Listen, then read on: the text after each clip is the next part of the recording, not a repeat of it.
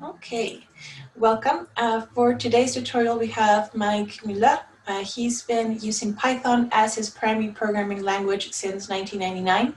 He is a Python trainer and the CEO at Python Academy. He teaches a wide variety of Python topics, including Introduction to Python, Python for Scientists and Engineers, Advanced Python, as well as optimization and extensions of Python programs. He is Python Software Bond Chairman, a PSF Fellow, a PSF Community Service Award holder, and User Group co-founder.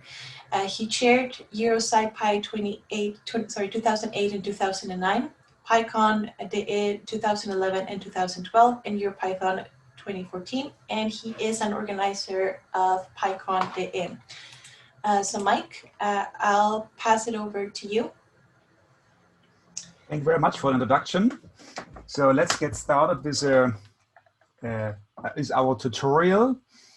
First, a few organizational things. There was a question already about the material. So I uploaded this material to the website of the conference. You should have got a message in your email inbox that tells you there's something there and you can download this zip file. It's a pretty small zip file.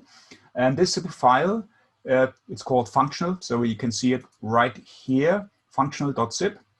And this contains this PDF, which I'm displaying right here, and contains a directory that's called source with a bunch of Python files we're going to use here in this tutorial. So this should be the material you should have. The material also has installation instructions, which are the same that are on the website already. So we don't need much. Actually, to run it, we use more iter tools and tools with a Z at the end.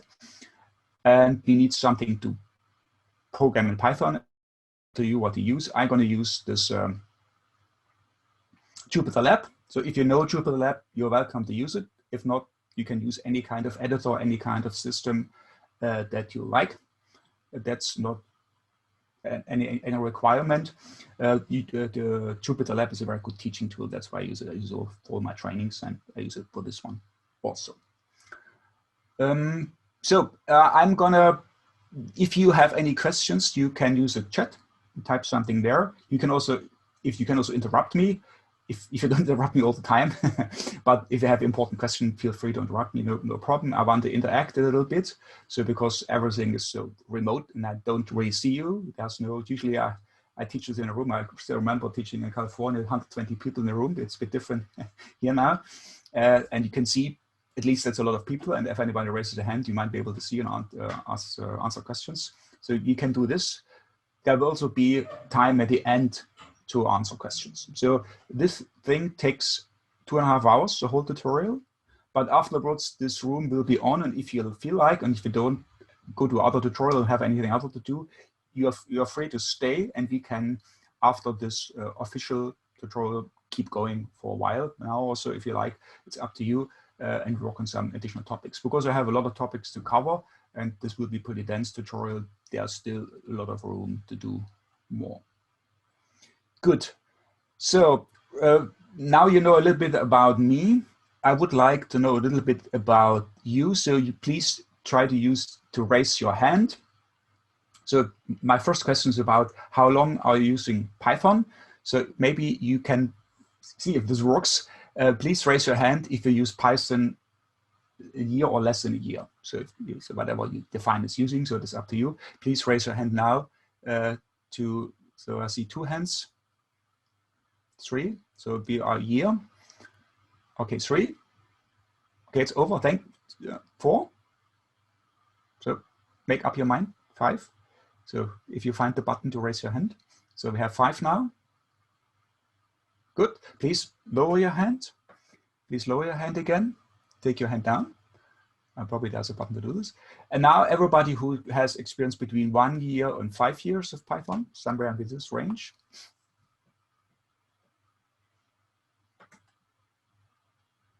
Good, so now we have 8 people. Great, so we had 5, 1 year, 8, the bracket 1 to 5 years. And now please lower your hand, everybody. And now who has more than 5 years experience in Python? There must be the rest, more or less. It's also 5, 7, 8, 7, more than 5 years. So we had 8 and 11 makes 19, and the 6 people haven't raised your hand. Be in one of the brackets, so that should include everybody. Good, thank you very much. But I have a rough feeling, more or less, what background you have in Python. So there will be things you will know already for sure, but hopefully there will be enough new things you will learn about Python, what you can do with Python, and a few other things. So I will get started now. If there's anything, just ask questions.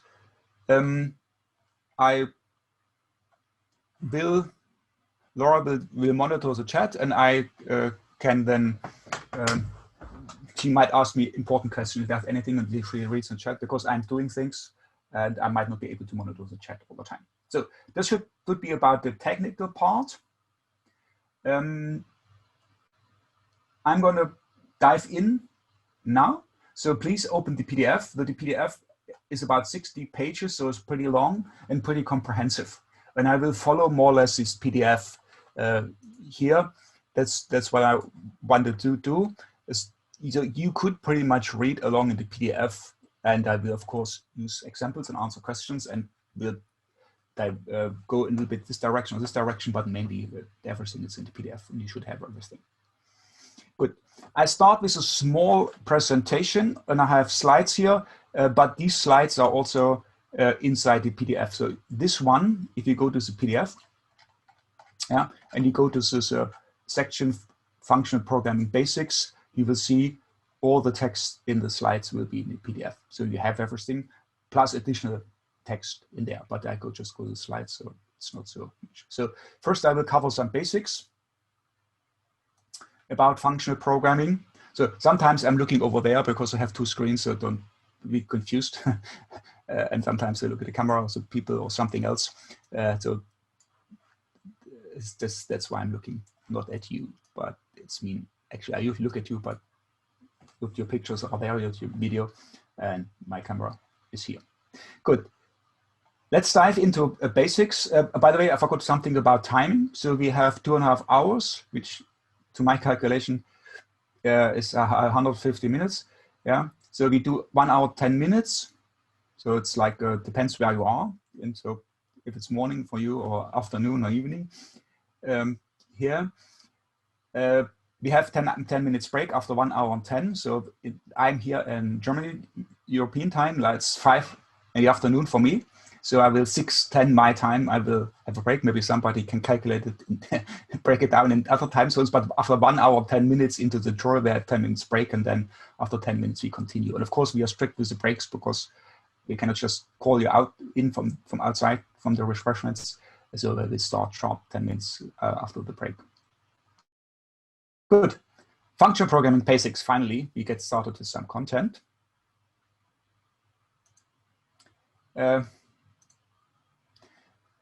So first I have some definition.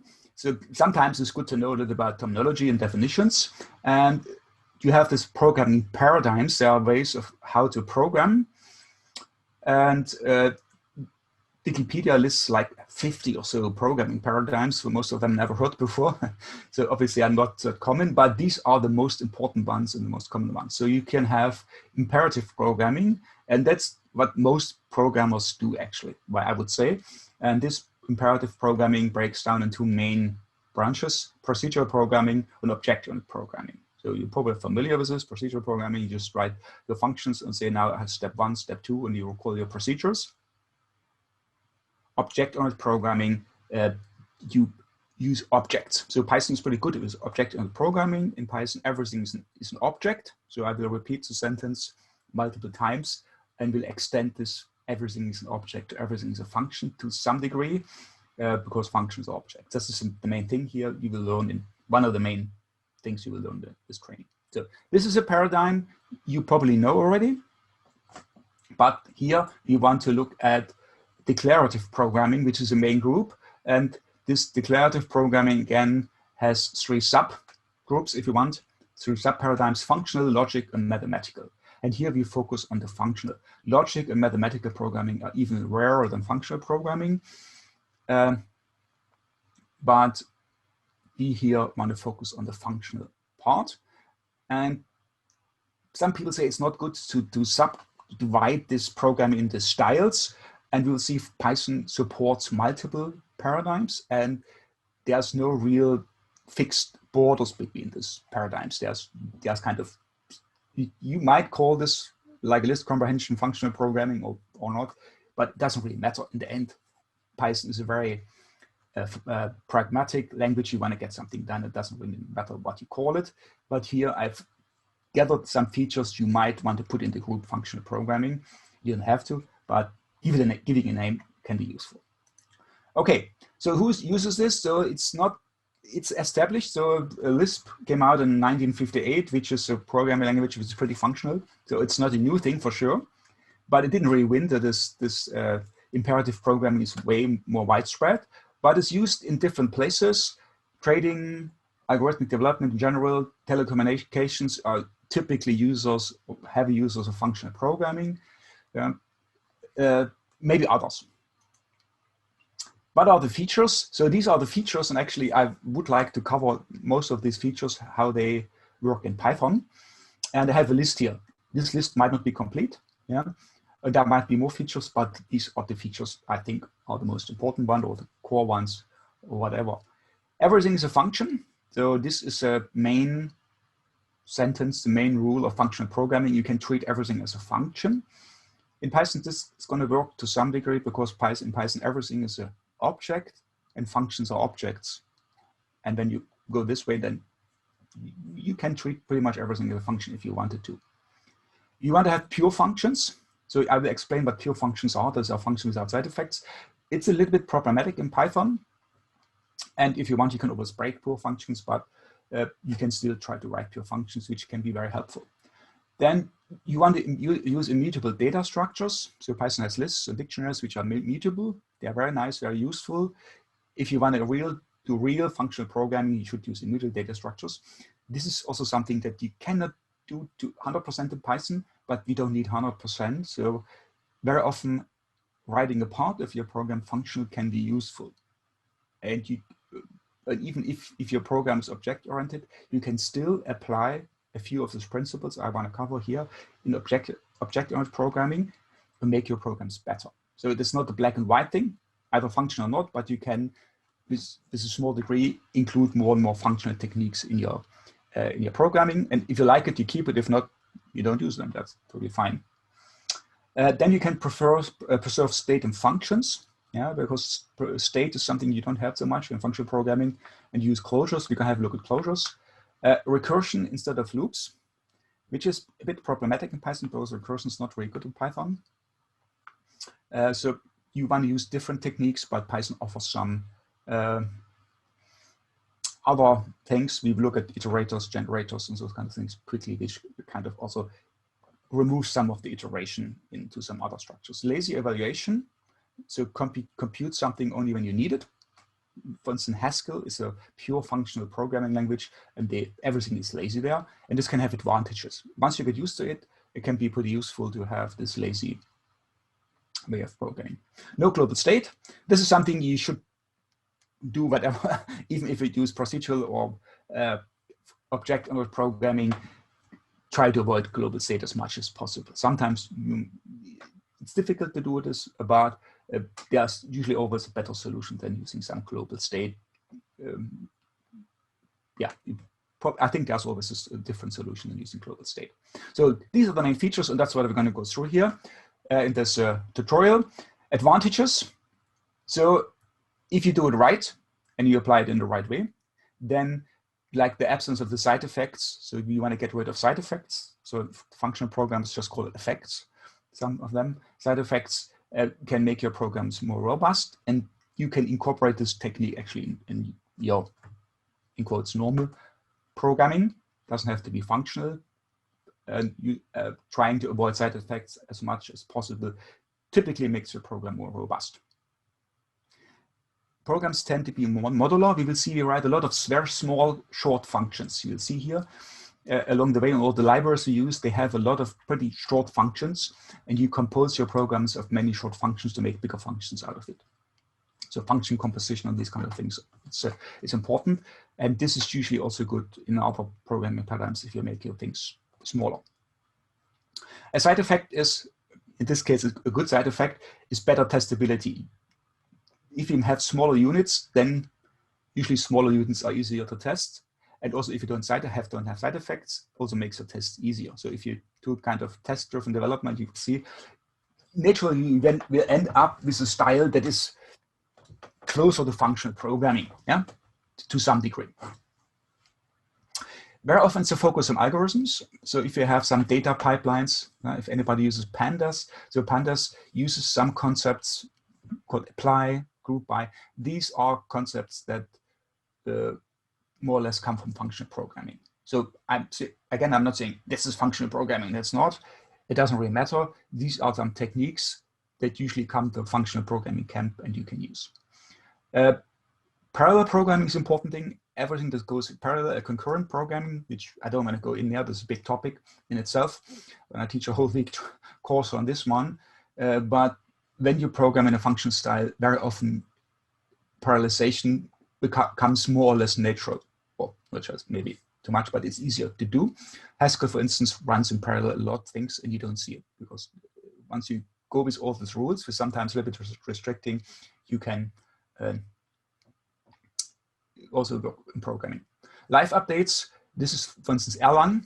You can keep a programming running and do an update on the software version, which is unheard of with other systems. So if you're Windows users, you know you have to restart Windows all the time.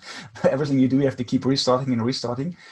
But Erlang is like from Ericsson for telephone systems, and you don't want to.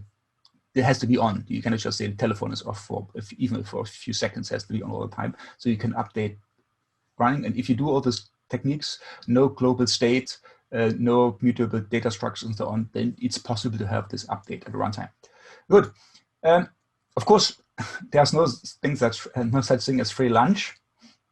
There are also disadvantages. There are disadvantages of functional programming. There are some. For instance, it's not that common. It's more difficult to find. If you look at the thing, it might look a bit strange to you. So if you look at a Haskell program the first time, you say, that's a program, what it's doing. It doesn't say anything. Nothing happens so short what it's doing. So if you're used to other paradigms, that might not be that obvious in the beginning. It takes a little bit getting used to it. So, and if it's like this, it might be difficult to find good developers. Usually people that do functional programming very often are pretty proficient in programming, but there are not so many around of them. So it's not equally useful for all problems. Of course, for some problems, algorithmic problems, kind of processing pipeline things, very good. Other problems, maybe not. Yeah. Then the recursion part. This recursion is more complex. It says an order of magnitude more complex than iteration. And therefore, it might take a while to get used to recursion. And you will see we don't use much recursion because Python has a recursion limit. And if you do it much, performance drops like crazy. Maybe your program might not even come to an end and crashes somewhere. So there's quite a big limitation here, recursion of Python, but there are other techniques to get the same effect. Yeah, immutable data structures can be a problem. If you keep copying the data around a lot, then you might have a problem. Functional languages typically have some optimization in the background where you don't actually copy. It looks like you copy, but the data don't. In Python, it's usually not the case. So you might need to use an extra library that provides you some special data structures if you want to use immutable data structures. So this can be a problem, but doesn't have to be. So now we go to Python function features, and that's what we want to cover here. So I will explain the concept of pure functions. What is a pure function, and why in Python you can always break this thing, and what is the Python philosophy? In Python you can pretty much break everything. So if you use C types and dive into the C layer of Python, you can destroy everything in Python. But usually you need to have bad intentions to do this. If you have good intentions and try to do the right thing, then you can write something that's like a pure function, but you cannot really guarantee it on the language level. We look at closures, which is an interesting concept. There's a programming language called Closure, which is a function language, which is named because of this concept. Python offers closures, which can give you some function features. We look at functions objects. We have a look at decorators. which is a bigger topic, so we cannot really dive deep in there, but I give you a short look at decorators. Immutable data types, lazy evaluation, which are generators, lists, dictionary and set comprehensions. And then this is something you probably know already, more or less, I guess. And also some of the other things probably might have touched here and there. We look at the modules, functools, iterators, and operator, which are modules in the standard library, which offer you features that belong to the functional programming camp. Lambda, map, and filter are built-ins, where filter you also need to import nowadays, used to be built-in, but Lambda and map are built-ins, and filters also in the functools library, I think. And the recursions, which is something you should avoid, you need to avoid unless it's a very natural recursive problem, and the recursion depth is not too a big problem. But that's what we want to cover here. And in addition, there's a bunch of libraries, many libraries, and if you want to cover all of them, I can make a big training. It would be way too much. I just quickly introduce this, shows you they are there, and give you a very short overview what they can do. There's more Iterators, which is an extension of the Python built-in Iterators, which gives you 8 new functions. And there's the tools with a set at the end.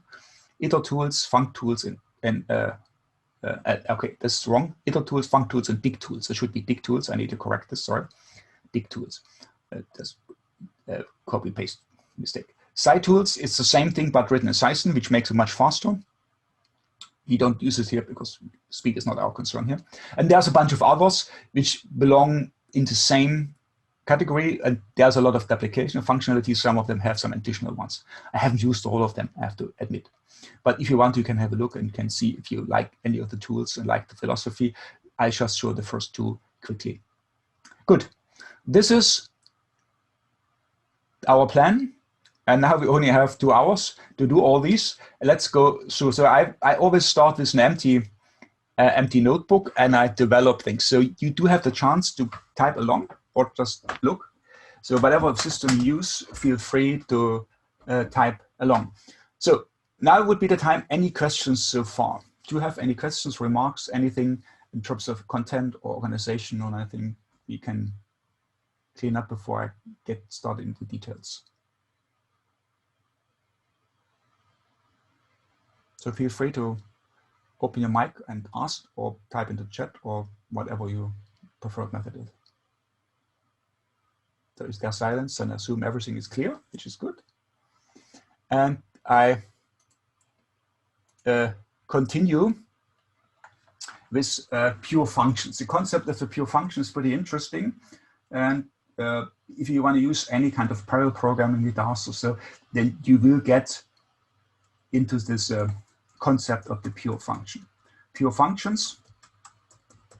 So you see, I developed these notebooks, and these notebooks I will give to you after the training. So if you use Jupyter, you can use the notebook directly. If not, I will export them as HTML, and then you get an HTML. If you want, I can also export them as LaTeX, PDF, yeah, and then you can get a PDF if you like. What's a pure function? I have an example to explain this concept and how you can break it. So actually, I can go here, and I do have some of them as too much to type. I do have them. You also have this in a zip file, so you have these things here. So of course, sometimes I type something, sometimes I don't want to type that much. So I do have a pure function. I'm skipping the docstring here, and I just say return data times 2. So a very simple function, which I can use here to pure, and now I put something in and I get things done. So now in Python, it doesn't have to be a number, it can be a string, or it can be a list, or something like this. Yeah, so this would work, and this takes something and just gives you twice something multiplied by 2, whatever this means, back. That looks like a pure function. That looks like a pure function here, but there can be things sometimes that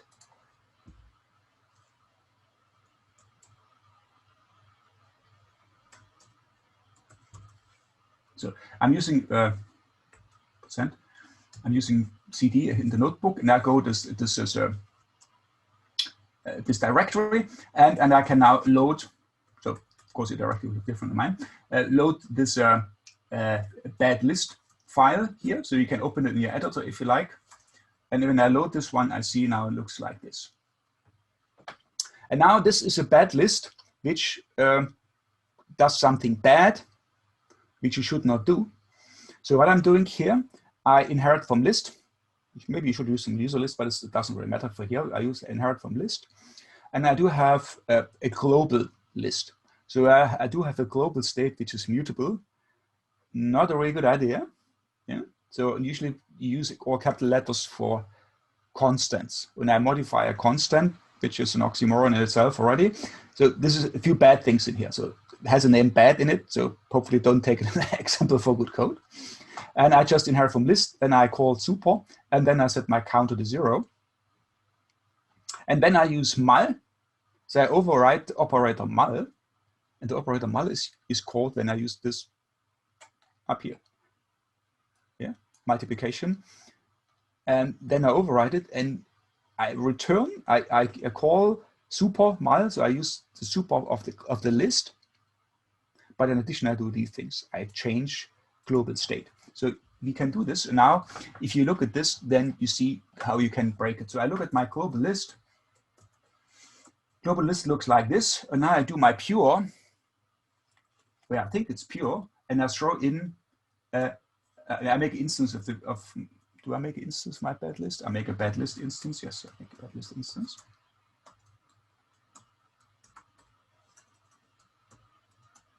Bad list. And I can, in the constructor, I can put in a normal list. So see, and now I can use my do pure, and I throw in my bad list. And now what's happened? It gives me, looks exactly like up there, but now my bad list, if you look at this, the counter, I think you look at the counter, I initiate by 0, and now the counter is it is at 1, and my bad list, my global list changed. It changed. And if I call my function again, it should be just stateless function looks like. Yeah. Now my global list changed again. You see, now changed again. And also my bad list also changed the state, which is not too bad because a list is mutable anyway. So keeping a count in the list is not too bad a thing, but this changes this global list. So I changed the whole system where I just think I have a function that gives you data times 2. So in Python, you can never guarantee a pure function. That's my opinion. I don't think so. It would be nice if you convince me otherwise. Maybe I can learn something, but I haven't found a way yet. And it's always a problem that something like this could happen here. That's a thing. So I have this file here. You can open the file. Okay, this is my function I just defined. So sometimes I don't know exactly which function it is. Good. So now the next one is something you shouldn't do is side effects. This is also a pure function here. It's pretty obvious. So I load my side effect function here. You see, and this is something very obvious side effect. And this is something you shouldn't do when you do functional programming. Because now I have a list and I modify the list in a function. And you also see there's no return. So it returns none. But I don't need a return. I modify a list, which is totally fine Python. Nothing, no problem with it. But it is not in the functional style. So if you want to write functional style, then this is something you should avoid because it contradicts with your programming. That's a problem. It contradicts with your programming. Good. Next topic. Functions are objects, which is important because this is actually, that should go without saying, because in Python everything is an object, therefore functions also are objects. But what does it mean? There's some implications here. So if you have this these two functions, I have two functions, def func1 that returns 1 and func2 that returns 2. 1 and func2 that returns 2. So two very simple functions. that don't do anything useful, but they're just here for demonstration purposes. And of course, now I can use a dictionary called myfuncs and stuff these functions into, stick these functions into a dictionary, for instance, or any other data structure. There's no limitations. Actually, you can even use functions as keys in dictionaries because they're hashable. Usually, you don't want to do this. As values, there's no limitations on dictionary values. Yeah, there's limitations on dictionary keys. They have to be hashable, but there's no limitations whatsoever on keys. And now you can do this, and now you can go in here and treat your code as data if you want, which is a big thing in function programming, code as data. And I can get in here is A, and I do get my function, and then I can also call my function and get my result. Yeah, so there's nothing special, but this is just a demonstration to show you that functions are objects, and you can store functions in data structures like dictionaries or lists or tuples or whatever you like. Yeah, so this is something. And you will see we will do something that's called higher order functions. Higher order functions are either functions that take function as an argument or return new functions. Decorators do this all the time. So decorators are something that you might want to put also into function style programming to some degree. And they also use this fact that functions are objects. Good. Now we know this one function object, so those are the very basics. The next concept I would like to show you is the concept of a callable. So actually, I always talk about functions, but Python doesn't need function. Python just needs callables. So very often when I introduce this one, I say int, and I say I call the function int and return 0. So that's what I tell beginners, but I'm lying. Int is not a function. Int is a class. Yeah? But it doesn't matter because what I mean, it's a callable. I just use the term function because people know the term function. If I say callable, they don't know what I mean.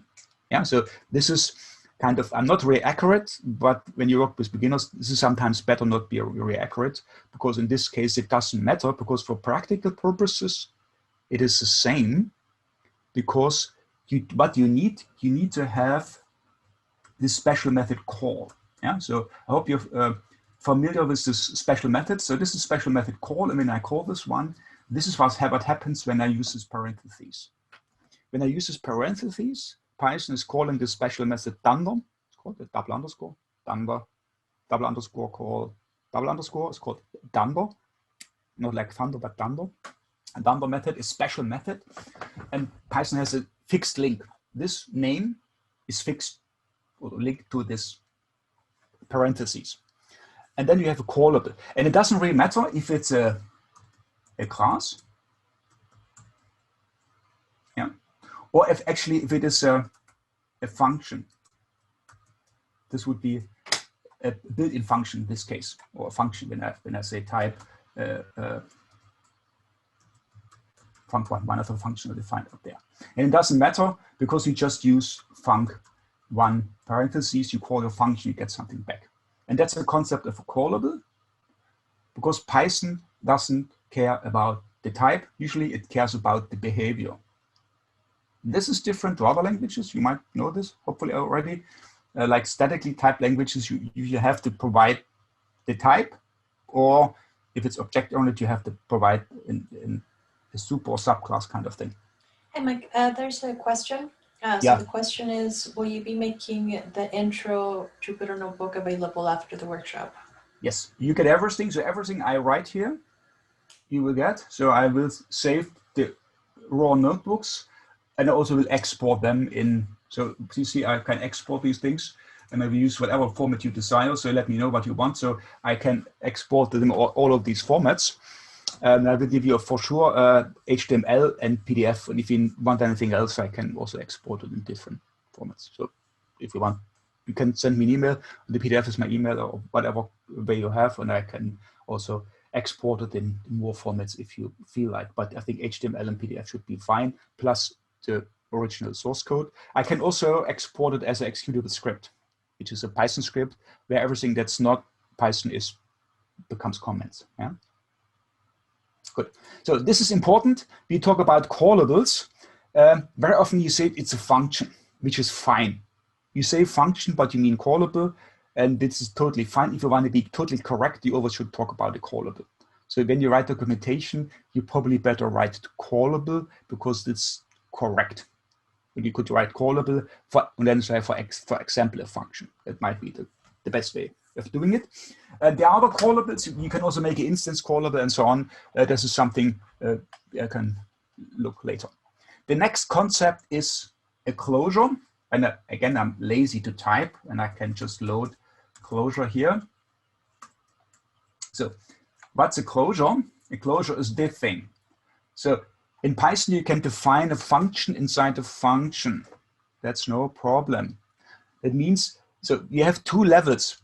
If I now execute the cell, executing the cell is the same thing as running the program. Like if I have this in a file, so if I do the same thing, here, so I go to the terminal, just show you what it's the same thing. I go to the terminal. The terminal is a bit broken here in my thing. Check. Oh, let me see. But I say Python closure.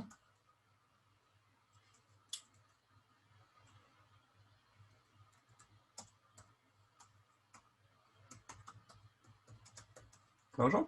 Yeah. So this is exactly the same as what happens when I execute a cell. So this one is nothing happens because there's no print or anything in here. Okay. Yeah.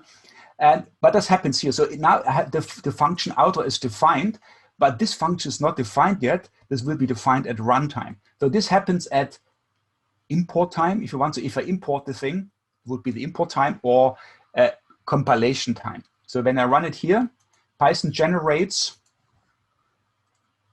Actually, bytecode, it doesn't make a PYC file here because it's not a package, but it generates bytecode, and the outer function is defined. So the outer function, so I call this compile time. Yeah, so it mightn't be totally correct.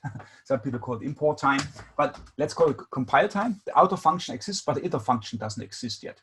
So this function will be defined when I call the outer function, and now I can call my outer function with an argument. Yeah. And then I do get back, yeah, it's not defined. I didn't execute the cell. Okay, I have to execute the cell to make it happen. And now I get back a new function. So I call this F10, and I can generate a new function. And now I can call this function with u5, and I do get a 15. So this, you might want to call this function factory. I call this function factory. And if you look at your F10, you see the strange name. Yeah, normally, like my function func1 I defined up there, it's just called main func1. But main is my notebook in this case. I'm hopefully familiar with the main concept, which is a program that's just currently running on a command line. In this case, it's a notebook, is equivalent. And you see, this is the strange name. It says outer, locals, inner, and so on. So this is a function. This is this inner function which has been defined at runtime. When I call this function, this spits out a new function. And somehow, when I give it a 5, yeah, this inner arc is 5. So I have the 5 here, and it somehow remembers this outer arc, the 10, which are entered in here. Yeah. Where does it get it from? So it gets it from outer dot closure. So I get this closure.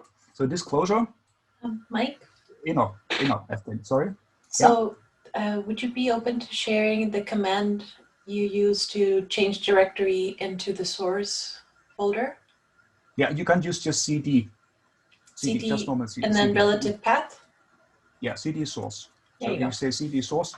I'm in source already, yeah. So you can, these are magic commands, they work exactly the same. You can also delegate to the shell. This would be the same. If you use question exclamation mark CD, it would be the same thing, yeah. It's called CV. You can also use PWD, forget the current working directory and so on, and you can change it. Alternatively, you can also, when you say the load, yeah, then you can say load source / closure would also work, yeah. So you could use this path also. So, okay, I want to look in here, and you see now, this closure is a tuple. Yeah, this a tuple with one element has a trailing comma. It's a tuple. And then you can access this tuple. And then you can say cell contents. There's no completion here. I haven't installed the LSP. And if you do this, you get your 10. That's where the 10 is. And this closure now can store state to some degree. I give it a 10, it remembers a 10. And I fix the 10, and I make a new function that knows that it was produced with a 10. And instead of the 10, I could say, okay, give me a 20. Yeah. And I can name this function as the way I want. Yeah. And now I say F20 and call it with 5 and gives me a 25, which is expected. So this is a concept of a closure. And this is from functional programming. And this can be useful. It's used in Python for a lot of things. And you might not always give it a stamp functional programming, but I would. Good. So this is this concept of closure. Now there's some terminology which is related to this closure. Actually, they rely on closure. You see, it looks exactly the same, but the terminology is a bit different. And one of them is currying. Yeah, has nothing to do with spices, but with Haskell Curry. Haskell Curry was a computer scientist, and the programming language Haskell is named after Haskell Curry, and currying, the concept, is also named after him. That's my knowledge. Hopefully it's correct, but that's what I know about this currying thing. And now I have a function. I have a function with a great name func, which takes x and y. And this is a concept that can be pretty useful. And you will see it will boil down to the same thing. So if you know closures, you essentially know how currying works, just a different name for it.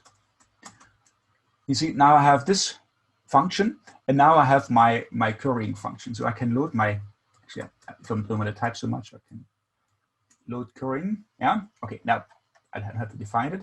So I have the simple function, and then again, this looks just like my closure thing. Yeah, plus my closures thing. And now I can curry my function here. When I execute it, everything is here. And now I can call my function. Mike, it seems we have one person whose outer function is returning a name error. And so far, so where that goes back to the outer inner function. Yeah. And it sounds like they were successful loading loading closure.py, but when they attempt f10 equals outer 10, then they get a name error message. Yeah, you have to execute the cell again. So when you load something, so when I do this again, yeah. So when I load this, it loads the cell, but it doesn't. Yeah. So it loads the cell, but it doesn't execute the cell. So you have to go in here and execute again. And I haven't showed you execution. Execution would be either you press this arrow or you press Shift Enter. So I haven't introduced JupyterLab because I assumed if you use it, you kind of know. Otherwise, you use a different system. So, but if you want to execute it, you have to go again and do Shift Enter, and see now the name 45 changed in 46. So go and execute again, which is Shift Enter, which is the standard way to execute the cell. Yeah, and then this should work. Does it work? Alternatively, you can also import. Alternatively, you can say from closure import outer. This would also work. Yeah. Provided you are inside the directory source. So you have to change the directory first because the current working directory is on the Python part. Yeah. And that's why this works. If you work interactively, the current working directory is typically on the Python part, if you don't change anything. And then this would also work if you're here. And this loading has the advantage that you also see the source code. So I don't have to open an editor, show you the file, and import it. I can do everything at once. That's the whole thing of this, what I'm doing here. Good. So, okay. I'm going to kill this cell because I don't want this anymore. Good. So you talked about currying. This looks just like this outer inner game we had. It's just instead of outer inner, I call func curry in inner. And I can call my outer function with 2 values, which gives me 3 and 5 is 8. That looks great. Now, if I want to use this func curry, and the func curry is actually taking this apart and breaks your function apart into multiple functions that take only 1 argument each. And I can do this, which is doing exactly the same. Yeah. So it looks strange, but Haskell works exactly the same. Every function you call with multiple arguments in the background will be turned into one function after the other, called with 1 argument each. I have a question, Mike. So are there differences or are there unintended results from using the simple function versus the func curry with an inner function, even though they return the same thing? No, there's the currying actually, the purpose of the currying, that's actually, if I use the same values here, that they produce exactly the same thing. That's the intention of the one. Of course, in Python you have more overhead because you call it multiple function. It will be a bit slower. I see. That's the only side effect I can imagine. And if you do it right, they should be the same. Yeah, so it's always, I don't try to give absolute answers, but it should be the same, and that's what we intend for. There's always somebody very smart that can find a way around it and break it, but if you have the intention to do it right, it should be exactly the same. When would you want to use one over the other? If you want to work on a functional style, then you will come to currying. Then currying is one of the techniques that can be useful, because then you can always break down functions. You will see there's some helper functions that do this for you. Then you can always assume a function only takes 1 argument, and then you don't have to care about what you program, because you always have the same interface. You don't have to know it's 2 or 3 or 4 arguments. Use always a function takes 1 argument and just call multiple functions one after the other. Yeah. So that's the way functional programming works in many places. And I just introduced this concept of currying. So you don't have to use it, but sometimes if you look at some functional programming algorithms somewhere also, and then you might find this used, and then you know that's currying, you can do it. And now we do this ourselves. We will see later the libraries use later on, they provide helpers, decorators that turn your functions in. They do the currying for you. You don't have to do yourself. Okay, now we stay with the topic, and we have yet another term, and this is part of Python. It's called the partial function, and this can be interesting. Again, it's functional programming, but it can be useful if you do object-oriented programming. And I say from functools. So functools is this module of the standard library. Import partial. And that's called partial function application. And that's doing pretty much exactly the same as before. The only thing, I can use keyword arguments here. And I say, okay, I create the function add2 using partial. And I throw in my function I have to define up there, which adds a plus b, or x plus y. And then I say y is 2. So I can predefine one of these arguments, and now it gives me back a new function that only takes 1 argument. And if I do something, it adds 2. It's pretty much the same concept, but you don't have to write it yourself. This helper partial is doing it for you, and you can fix one of these arguments.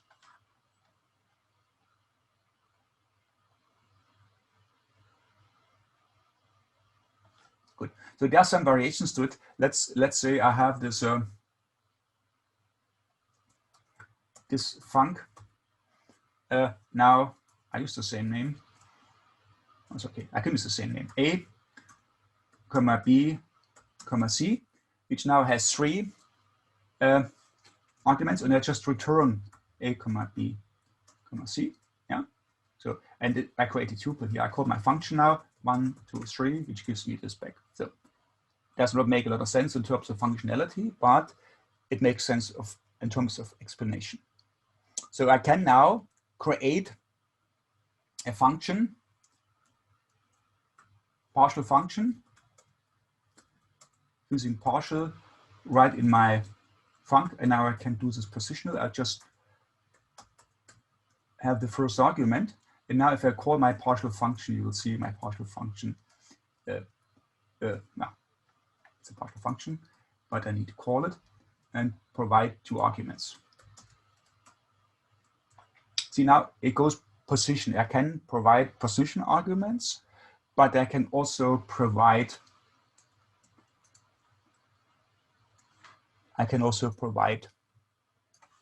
keyword arguments. So instead of using a 10 positional, I can say A is 10 and B is 12. B is 12. And now I can call exactly the same thing again. I overwrote this, just the same name, which is totally possible here. And yes, now I get an error message because I call this positional. And of course, I get multiple arguments for A and B, but I can now say C. Now I have to use keyword because I use keywords here. I can only use the keyword here because there's no position left over. Yeah, so if you know how positional and keyword arguments work in Python in general, it look familiar. And if I say 100 here, then A and B are fixed, and now I can put the 100. This can be useful. This can be useful, and let's look at an example with print. So the print function is pretty good for this. So I make a list. So just some very small useful thing, but you can use already. But it's some functional programming. So if you want to boost, say, okay, I use functional programming. So you can use print, yeah, and you could, of course, you can say print list element 0. Comma, list element 1, and so on. Yeah, keep going, keep going, keep going. Or you can use the star syntax in Python and dissolve the list as single arguments. So instead of typing all of them, this is doing it for me. Yeah. So this would be equivalent to typing L0, L1 until L9, or whatever many you have. Not minus a few. But you can use a star syntax which unpacks any sequence as separate arguments, and print takes an unspecified number of arguments, and then you can use this print here. This is something you can do. And now you can also specify a separator with print. And you can say the separator of print is something else. Per default, it's a space, but I could also say, now I don't want a space, I want to have a hashtag or hashtag space or comma or whatever you like. Yeah. So now, if you want this, you can always use print sub hashtag, sub hashtag, sub hashtag, sub hashtag. But I can I can define my special print function. Now I can use partial, and I throw in the standard print function, and I freeze my sep to whatever I like. Yeah. And now instead of print, I use my print. And of course, if I put in my list like this, it gives me this. And I don't have to, if I use this 10 times, I don't have to provide 10 times sep. And if I want to change it, I have to chase all of them to find it. Of course, you can always do it yourself. Yeah. So you could do, say, def my print, and you have args, put in args, and then keyword args, make a general. I hope I don't screw this up. KW args, and then you provide, you call print with the args, and you update the keyword args you might want to get. So it's not that easy. Yeah, keyword args, and you would update the sep too. So I hope this works correctly. So it's not that easy, obviously. And you use keyword args. and I probably call it myprint2 to distinguish it from the other one, myprint2. And then I say myprint2, and I try to do exactly the same as I did with this one, and I hope it serves me well. Yeah, it's doing the same thing. So that would be pretty much, I'm not sure if I overlooked some kind of detail, but what this partial is doing. Yeah, so it's a bit easier doing this partial. And you don't have to do this thinking again and again. And also, this is a statement. The function definition, this def is a statement. This function call is an expression. And when you do functional programming, you want to use expressions, because then you can actually write your whole program in one line. So that's not the purpose of expressions, but functional program works with expressions. And now we could actually call this one directly here. So I can make a temporary function and call this directly if I want to. So we can write this in one line. So if I ever use pandas, we see a lot of Stack Overflow concept recipes or solutions in pandas where they have a gigantic long line. They might break the line over multiple lines to make better readability, but theoretically you could write everything into one line. And this is a little bit a functional kind of feature, I would say. So in functional programming, if everything's an expression, theoretically you can write the whole program in one line. You don't want to do this because it's not the most useful thing to do, but it's a sign how functional programming can work if you want to do this. Good. This would be the differences here.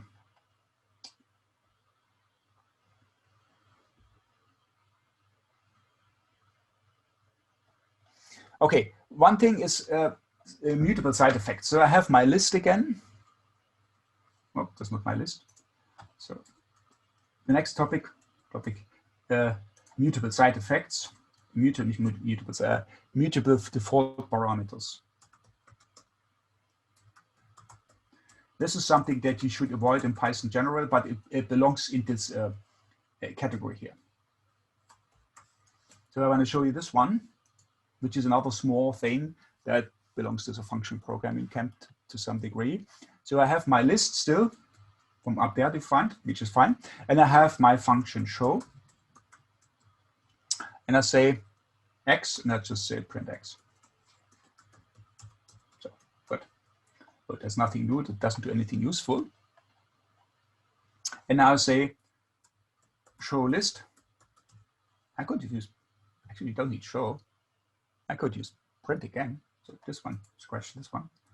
So we don't need this one, show list, which would be partial. And now I say show, and I define, oh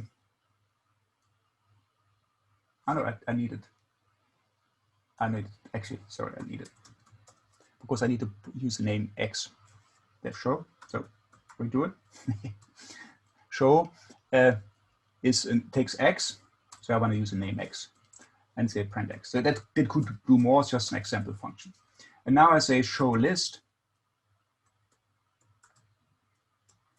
and I throw in my function show list equals partial, and I throw in my function show, as we just did before. And now I bind my list as a default parameter. So if I don't provide X, it will take list. And if I call show list without this a new value for X, anything, then it will print whatever I give. If I call it without any argument, it will show list.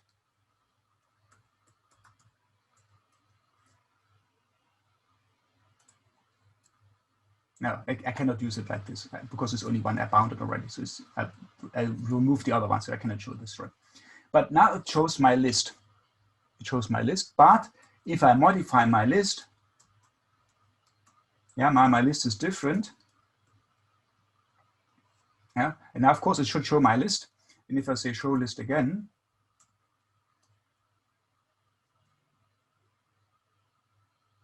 it shows the modified list at this place. Yeah, so it doesn't take this list as I have out here and provides it here. It just has a reference to the list. And if you modify the list, I get a modified list. If you want this behavior, it's okay, but very likely it's okay. I take this default parameter here, and it should default to this L. But if you modify the L, it will show the modified L. So you have to be careful if you do this, then you get this modified thing. If you want to avoid this, then I can use my print here. I can say print. There's one way to avoid it. Print list.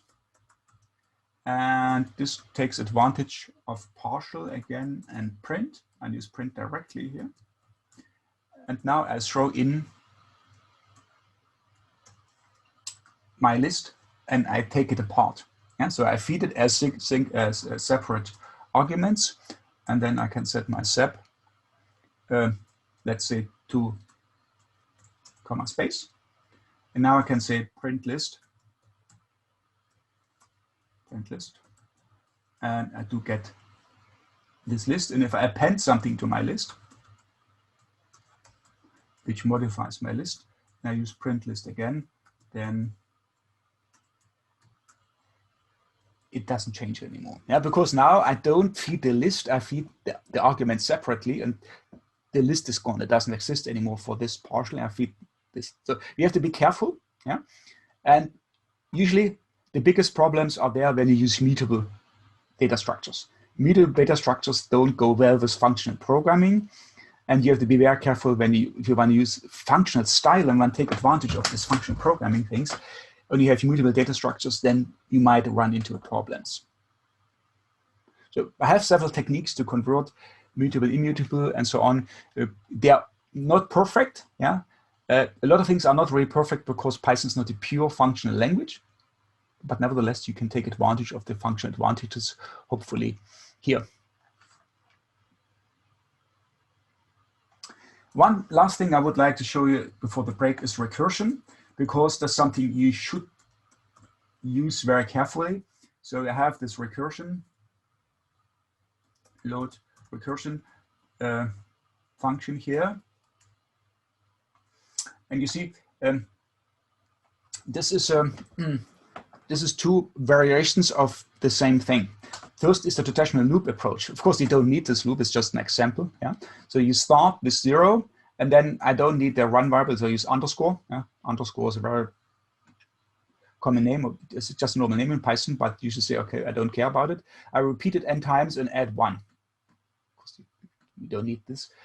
Is there easier ways of doing it? But this would be the loop approach, and this is a recursive approach. Yeah. It looks a bit more complicated, doesn't it? So when you do recursive programming, you always have to have an exit. This is my exit here. Or not my exit, as long as n is greater than 0, I keep doing this. So I call my function n with n, and the result is 0. Yeah, and this one calls this function again, subtracts something from n, and adds 1 to the result, which is the result here. So it moves the result, and it keeps going. Yeah, and you see n gets smaller and smaller and smaller, and soon to 0 I return the result. This is a bit more involved in terms of thinking, as this simple loop turns into this recursive thing, and this takes a while to bend your mind around this recursive programming. Yeah, so this would be a recursion. And now, if we can do some timing. Now I use some functionality of my notebook to do some timing with time it, and you will see time it, and I say, okay, I can save the time of the loop is time it -o, and I do my timing. I call my loop. So to do this, I have to execute the cell first to get the loop function, loop n, which is timing the loop, and I say time recursion, which is percent time it. So percent time it is one helper using time and module, and I say recurse n. So, and now you get the timings of both of them, and you will see now, you see the loop is faster, recursion is slow already, and I can now say, okay, time of recursion, the average time divided by the time of the loop, average gives me this one. So it calculates now this recursion takes 2.4 times as long as my loop. And if you make it bigger, then you will see the recursion will take more time. And that's a bit of a problem. Yeah. So now it's 3.8 about 3.76. And if you make it bigger and bigger and bigger, in Python you can make 1,000 like this, then you will see that the time goes up and up and up and up. And if you make this number very big, so if I have 20,000, it crashes my kernel because Python cannot handle this recursion. So recursion is a problem. It's used in functional programming.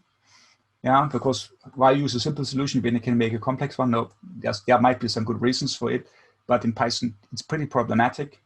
There's also a recursion limit of 3,000 built in. You can change the recursion limit, but when you do this, you might crash your kernel and might not work. So recursion is something we have to be a bit careful with it. So I have some more tests in the PDF here where I actually go to the limit where I crash my kernel and you have to change the recursion limit. Good.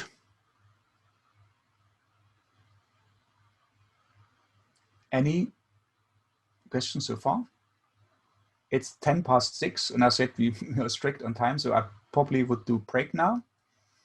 We have a whole 10 minutes to do whatever you like, and we will meet here in 20 minutes, which is 20 after the hour, whatever your hour is. Yeah, for me it's 6 p.m.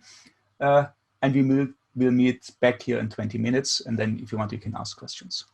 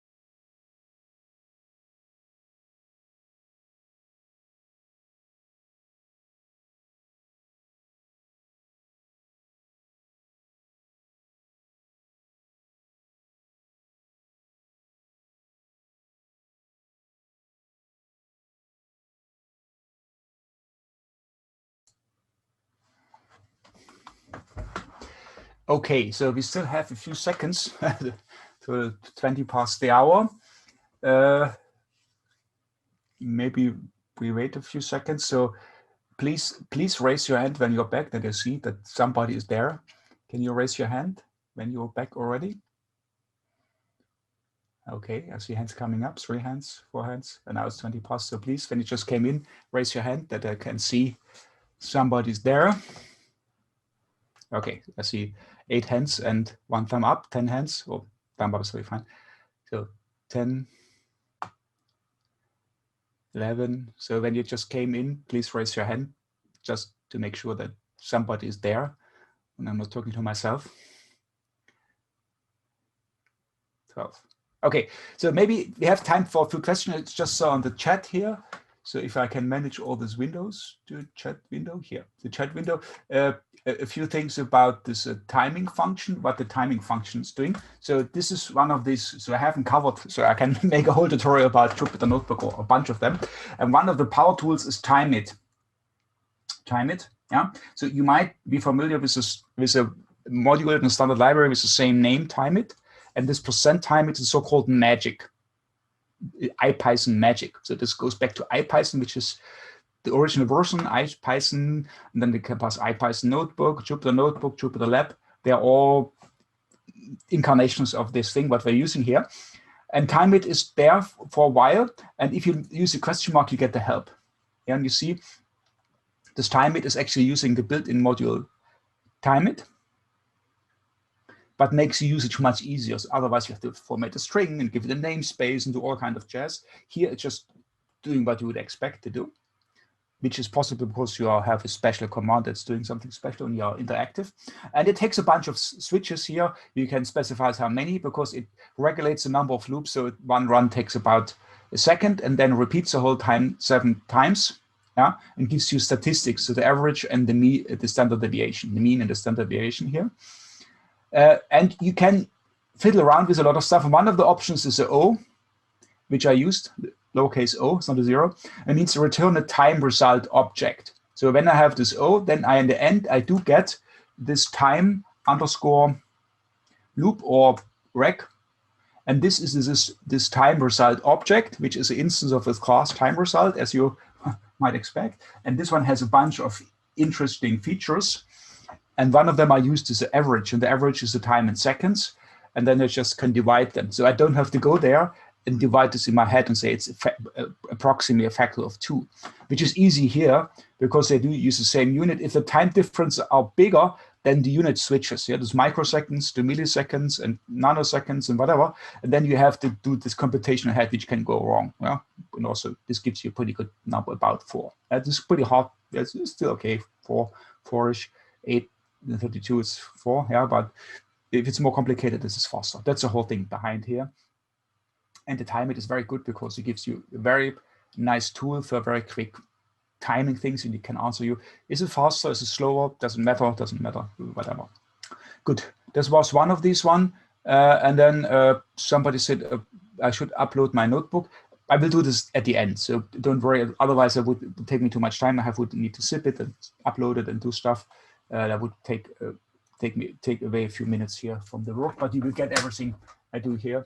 And also, we do exercises. Actually, we have probably skipped the exercises for time reasons, but I do have solutions to exercises here. I can also give you solutions. Good.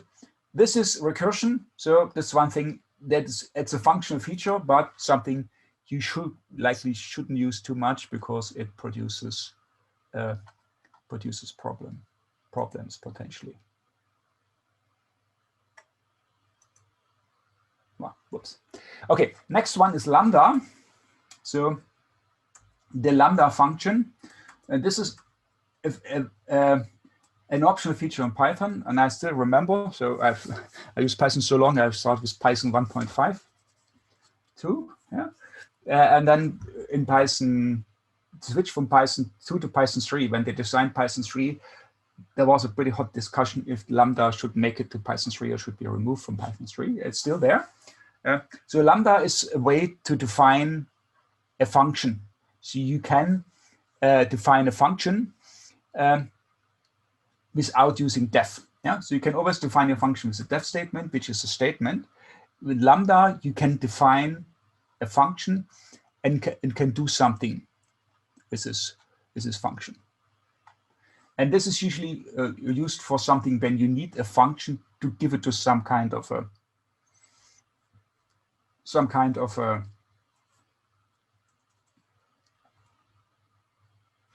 sorting function. When I say some kind of callback, if I can say sorted list, which sorts my list, for instance, and sorted provides a key function, yeah, and I can provide a function here, and I can either put in an existing function or can define a function with def or can use Lambda. So I can say key equals, and then I can use Lambda, and I can define a function on the fly. You see Lambda, and I say, okay, this is the value I get. This is this value, and then I return something, and I say, okay, return. No, I don't write return as get value modulo 2, for instance. Yeah, so I divide by 2 and get the remainder, and this now sorts all the even numbers first and the odd numbers. This would be equivalent to defining this function, which is doing exactly this. Yeah, so you don't need Lambda. You can always write a function that's doing something like this.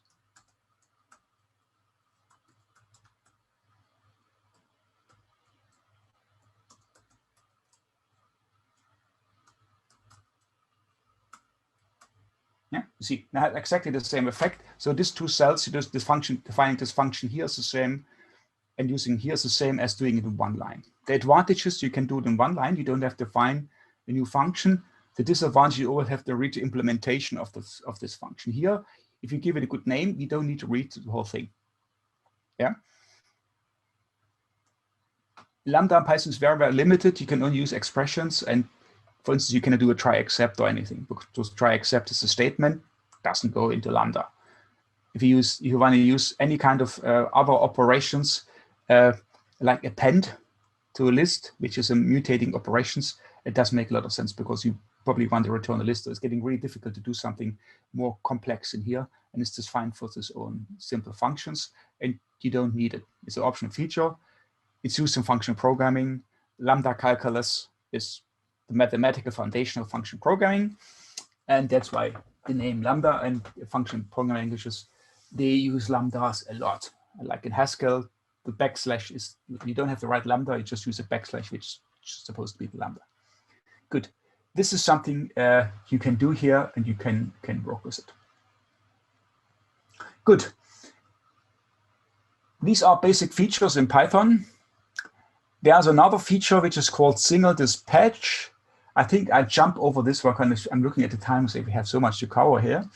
So single dispatch is something that can be interesting. It's not used a lot, so maybe I skip single dispatch here, and we go to the next one. So now I have, notebook has 100 cells, which is usually the time to make a new one, and that's what I'm doing now. I make a new notebook, and I rename it and call it part 2. So, and I call this intro, and then it's probably also better to rename it to part 1, so everything is fine. So probably can do more parts. And I would skip about the single dispatch. So if you look at the PDF, this is something, if you want, you can do in the optional section later. I'm going to skip a little bit over because we have so much to cover, and that's maybe not that important. And you also skip over the exercises, and we go to the next session, and this next section, and this would be map, filter, and reduce.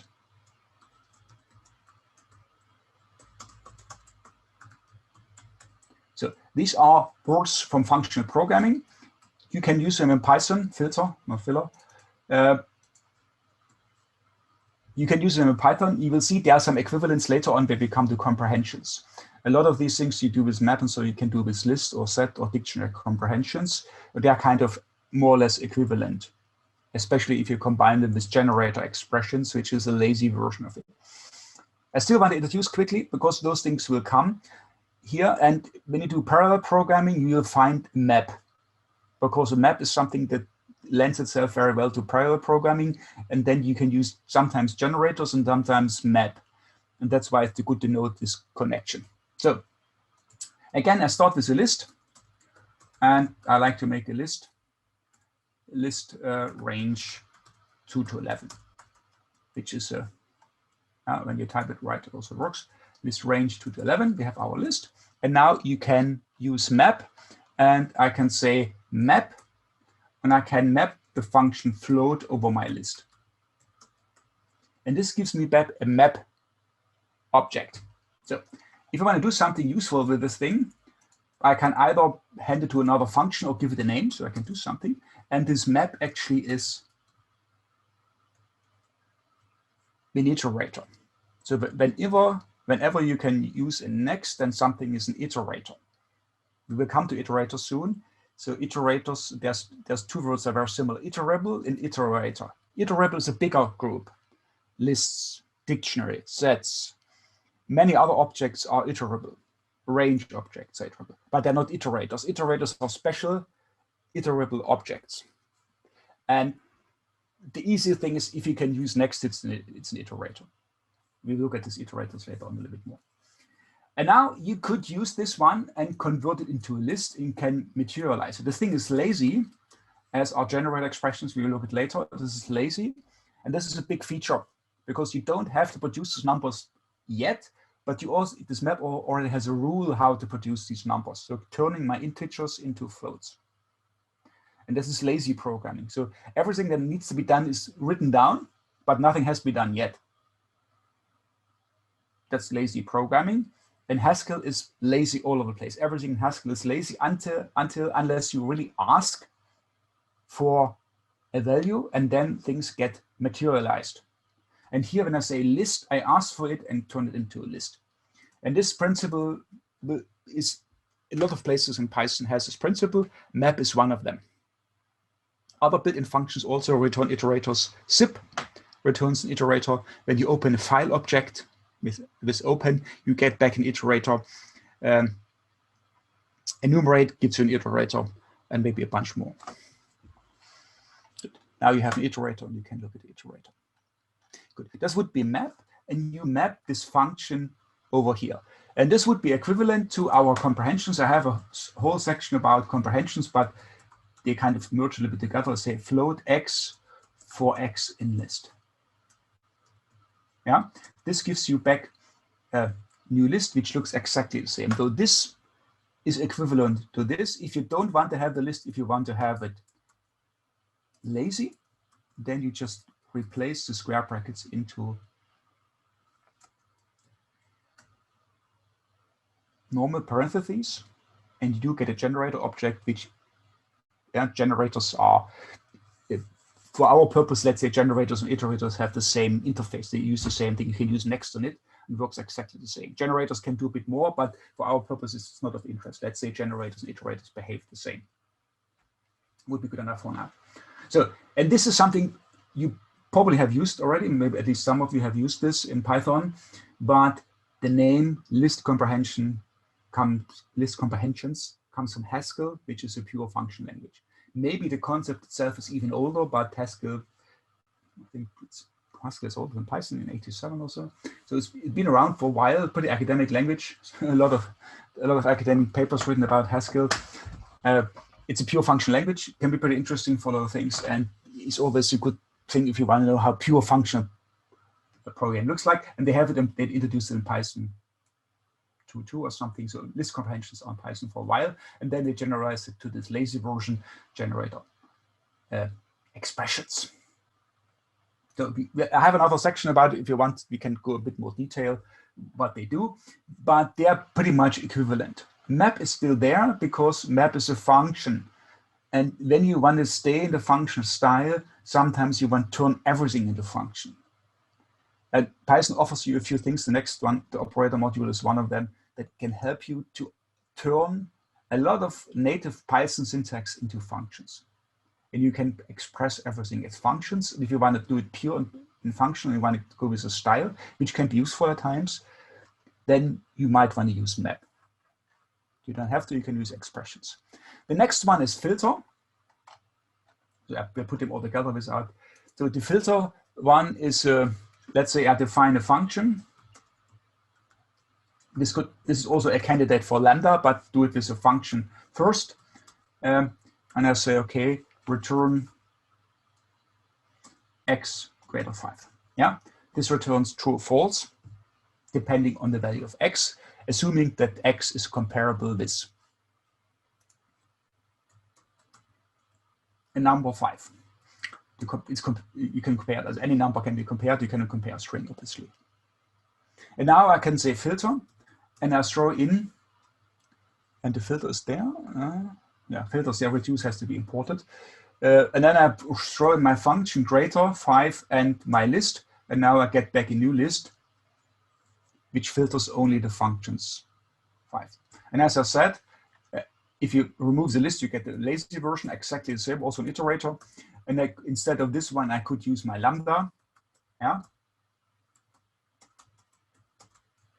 which you can use directly here, so you don't have to write it in there. And probably you want to don't put this, you don't put a space there. This would be the same thing, yeah. So this would be in one line. So you define the temporary function Lambda, which you hand over to filter, and this applies this function to all of the elements and selects only the elements where this function returns true. That's what filter is doing. Yeah, so there should be a help to filter. If you look in the help, they hopefully says the same thing. What I said here, return an iterator yielding those items of iterable of which function item is true. If function is none, return the item as true. As if you put none, just doesn't do anything. It's like a, yeah. So because you might define this function on the fly, and if you don't find any function, then it takes everything. Good. You don't have to define the function that takes x and returns x, which takes time, so you can skip this one. And again, this one can be written as a list comprehension. Up there, you say x for x in L if x greater 5. So here you put a condition at the end, yeah. And of course, a list comprehension you could also write as a loop. You can always, all this map filter stuff, you can write with a loop in one way or the other if you like to. And the loop version would be result is empty list for x in L, yeah. And then you have this if now my condition x greater 5.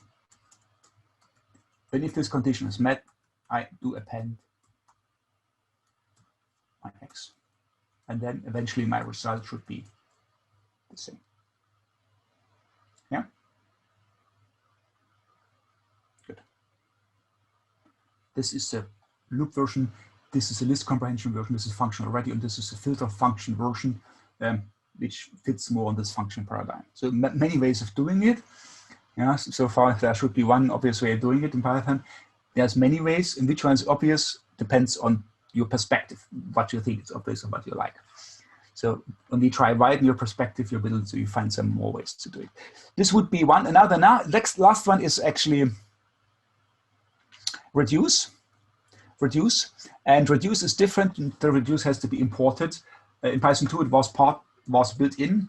Here I have to say from functools import reduce. And this works a bit different.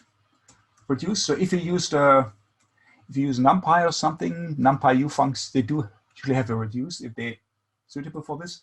So NumPy also has a few functional features if you want in there. So let's look at reduce. I have to have a function that takes 2 arguments. If you want to reduce something, the function has to take 2 arguments, otherwise it doesn't work. And I return x plus y. So all the functions are very, very simple. And now I say reduce, add, I hand in my function, because functions are objects, I can put it in and put my list, and this one actually sums my list, which is the same till this one I wouldn't need, because I can use sum. So reduce is applying this function first to the 2 first argument, takes the result and applies to the next. So adds the 2 first, takes this one, adds to the 3rd, this one adds to the 5th, and so on, the 4th, 5th, and so on, which essentially is a sum in this case. Again, you can, instead of using add, you can use Lambda, and you say x, return x, x and y, of course, x, return x plus y. This would be the same thing. That would be the same thing. And of course, you could also, instead of using plus, you can use multiply. This would multiply all these numbers. Yeah, which is, there's no equivalent built function that I know of that is multiplying all the numbers in a list. So that's what reduce is doing. So reduce reduces your whole list into one number, and you have to have a function that takes 2 arguments to do this. If you use a function with 1 argument, it doesn't work. With 3 also not. You have to have 2 arguments, and then you can reduce. This can be useful, and in NumPy, this is a big part. Is one feature that you can use to apply. There is a question on the chat. Yeah. The question is, isn't it better to use list comprehensions instead of map and filter? Yes, their recommendations use list comprehensions, and the concepts are same. I myself use list comprehensions. I don't use map and filter, actually. I just want to introduce them here because in function languages they are used. So if you see map and filter in function languages, you can translate them into list comprehensions or generate expressions. Yeah. Sometimes it might be better if you use functions. You want to move functions because functions are objects. You can move functions around. Moving list comprehensions around is maybe not that easy. Even generate expression may not be easy. It's possible, but moving functions around might be easier, and they can move map and stuff around. Yeah, that might be an advantage in some connections. We will say it later on. We will use it like you do function composition. You can compose functions. This doesn't work with list comprehensions. You need to have a function. So if you want to do some other fancier features, maybe you need map and filter. Map and filter are nicer to use. Yeah, but you're right. If you can use list comprehensions, but know that list comprehensions actually is a map, and a list comprehension with a condition is essentially a filter. You should know the concepts. If you want to go deeper into functional programming, you will always find map and filter and reduce somewhere. Mapreduce. A few years ago was a big thing for this parallel programming thing, the Mapreduce style kind of thing. Parallelization is here with Spark, you see. Then you have this concept of Mapreduce. And if you know map is essentially list comprehension, then you know actually how it works. This is a concept. This parallel mapping can be very complex, but usually for the programmer, it should be just the map concept. And there might be a lot of complicated things happening in the background, distributing things over multiple computers. But in idle case, this library should take care of it. Yeah. Good. This would be Mapreduce kind of stuff very quickly in Python. You have to be careful. I have an example where things go wrong here. When I have to clean something here. Well, some overlap left in the PDF. I have to clean the PDF.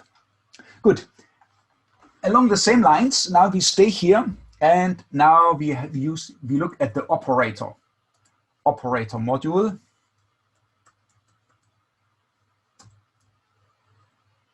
Which belongs actually to this topic here.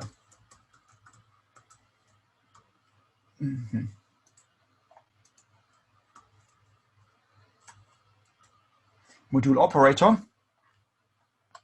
And this helps us in our quest turning everything into function. So the module operator provides a lot of things as functions.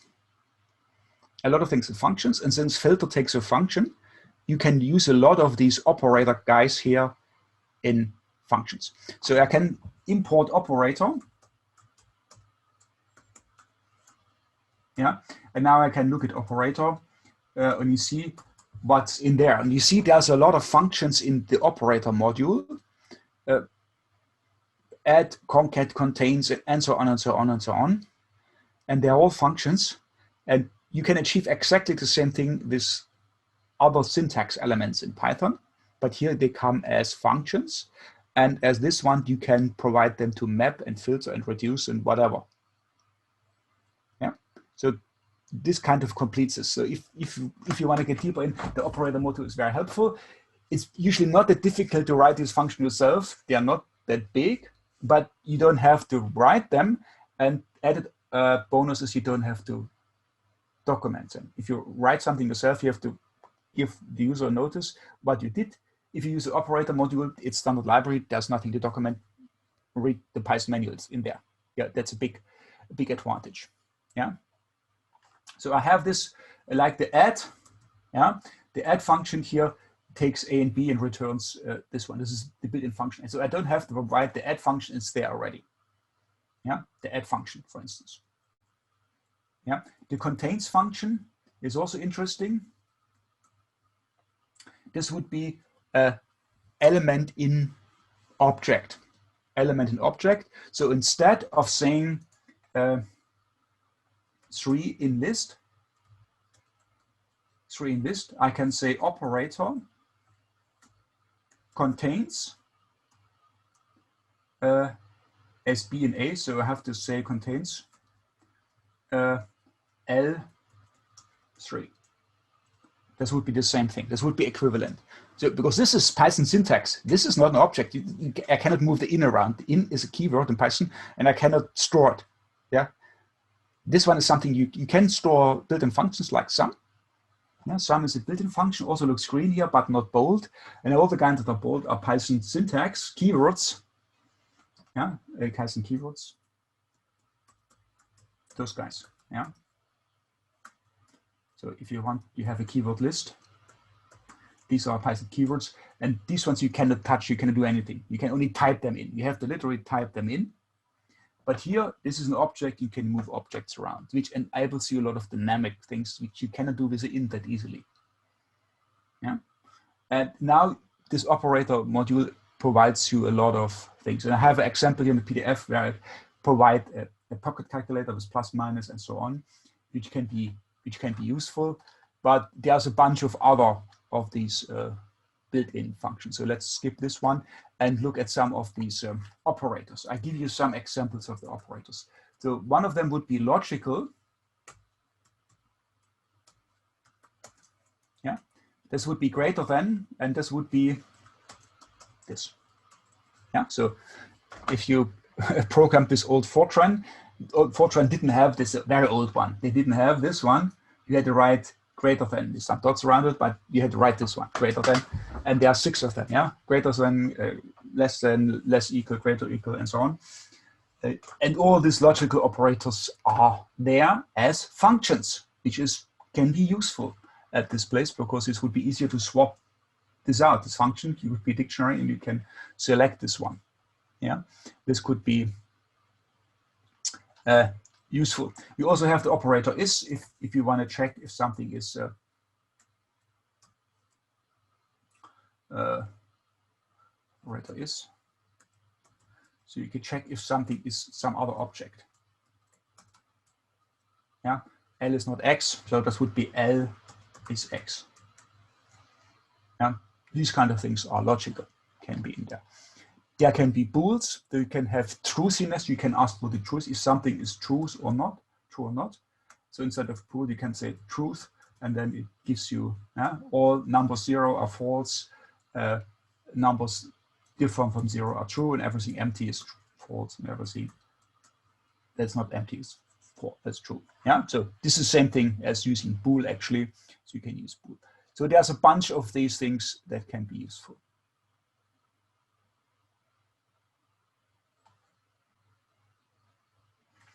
Another one is attribute getter. So you can have, you can actually, if I say list append, yeah, I can access list append and get this append method if I want to. I can do list append, but I can instead also say operator attribute getter. Now you can look at the help, what the order is. Yeah. Attribute getter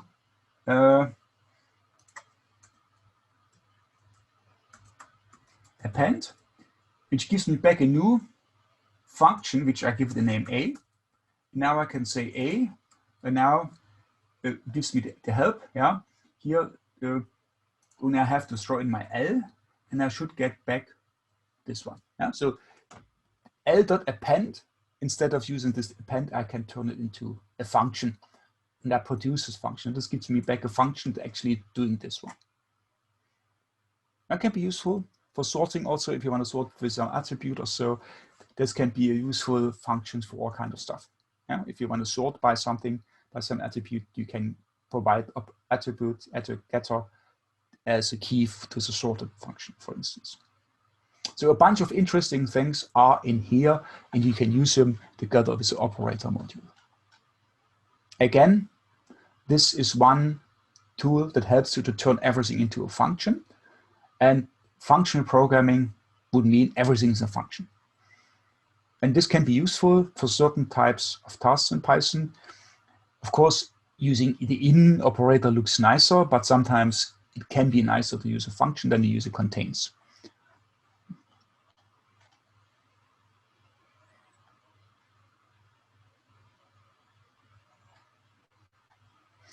There's also a lookup.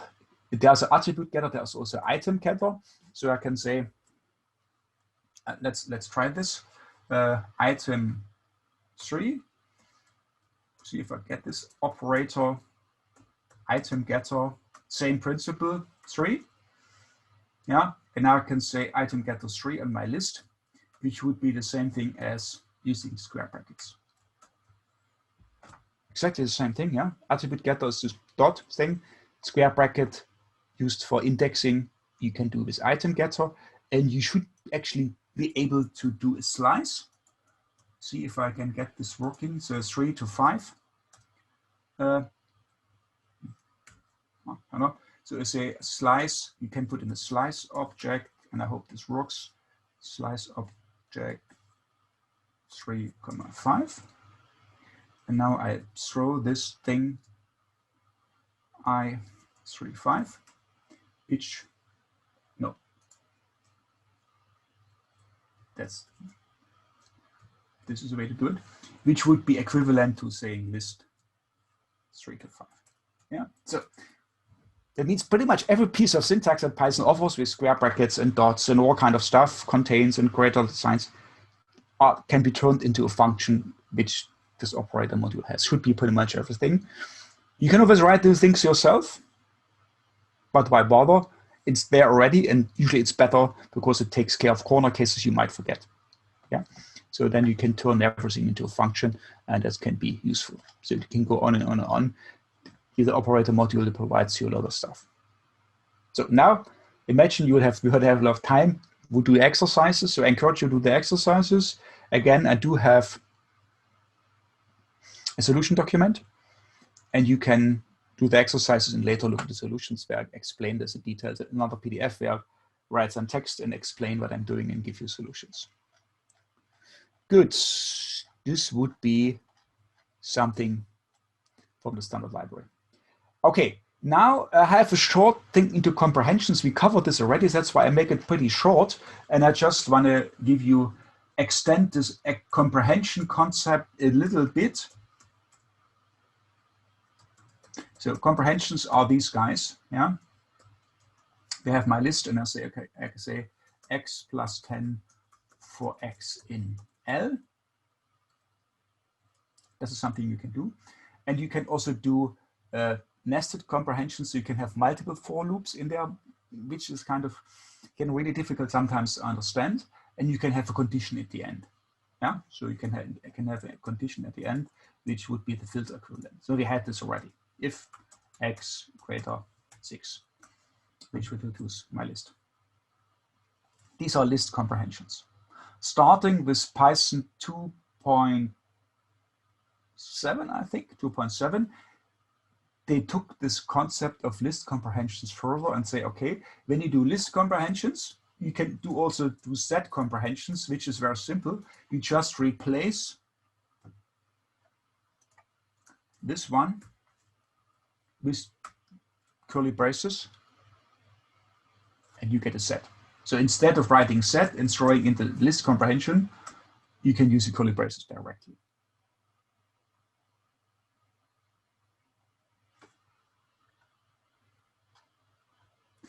And you can take this concept further. You also use curly braces, but now you use pairs. You say, okay, I want to have X colon, and now you have a dictionary comprehension and you get a dictionary.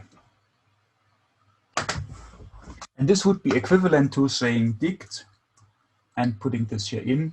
And now I have to use a tuple here. And this would be this one. So now I produce this list. This would be the way to do it with list comprehensions, but you can do the same thing and actually skip these square brackets, which wouldn't produce an intermediate list, but the set directly, because inside we have a generator expression. That's usually a bit more effective.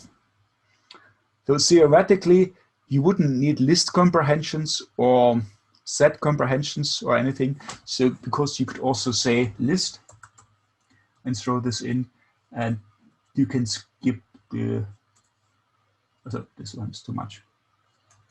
This one would be the same as a list comprehension. So if you want to have a very small language with the little syntax as possible, then you wouldn't have list comprehensions, you would do this, where this part gives you back a generator, which is a lazy version of a list comprehension. So all the rules of list comprehensions apply. The only thing, this one hasn't done anything yet. It knows how to do it, but hasn't done anything yet. When I say turn it into a list, it consumes the whole thing and makes a list out of it, which would be equivalent to using square brackets. And that's usually a way to work in Python. And this is a big part of Python. And I'm pretty sure many of you have used this already. But now you can put the stamp function programming on it, and you do function programming. Yeah. So as I said, Python isn't so strict and say that's this function programming, that this and this. You just use a feature, and it doesn't really matter how to call it, but it can be helpful if you want to learn about functional techniques from other languages. Then you can apply these concepts, and it makes sense that you have some terminology. Good. These are comprehensions. You can also do the nested, and you can do a bunch of fancy stuff with it, and you can work with dictionaries and sets, which is pretty straightforward here at this place. So this is a little bit redundant with this map section, or kind of belongs to it. Here's this a little bit more detail about extending it to set and dictionary comprehensions. Good. Next topic is iterators. So I touched upon iterators already. Yeah. So remember, we talked about iterables and iterators. So iterable is a bigger unit. Everything you can write a for loop over, and it works, it's an iterable. Yeah. So an iterator are these guys that work with next. And you can define your own iterator. And for this one, I probably have, do I have here? No, I don't have a file here. Maybe I should put it in the file. So I have to write it myself, but it then slows me down a little bit. So I have an iterator with a nice name countdown, which is a class. And this class has a standard init, nothing special, just has the init. And I give it a start value.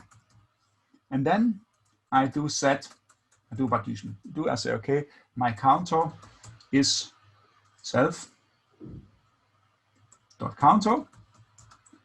And I set it to my start. And here I change it a little bit. So equals start +1. We will see later on why the +1 is useful here.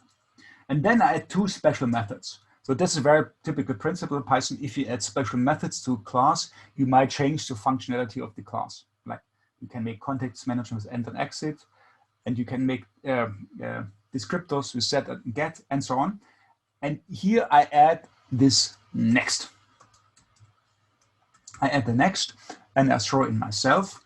And now I return something, and I modify my counter, and this is a countdown. I say minus equal 1 at this place.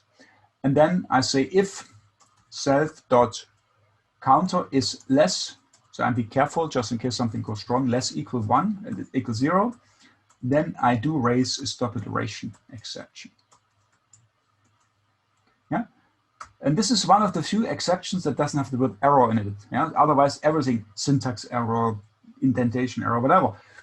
Here, this is an exception. An exception don't necessarily mean something went wrong. It's just a signal that the program is going to stop if I don't do anything special. In this case, it's not actually a mistake I made, but it's a signal. And then I say self.counter, return, and then I give it an iter. So this is this thing that when you want to turn something in iterator, they use a standard iter here. And since I'm an iterator already, I just have to return myself. Good. That's my iterator. My countdown.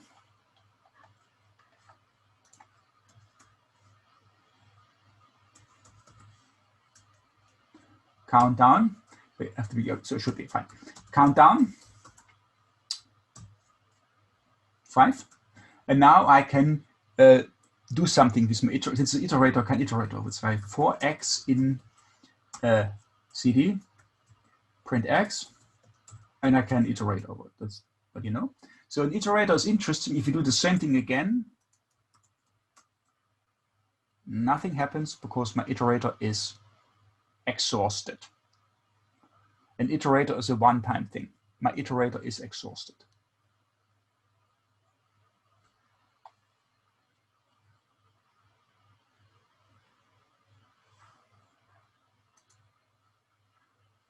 My iterator is exhausted.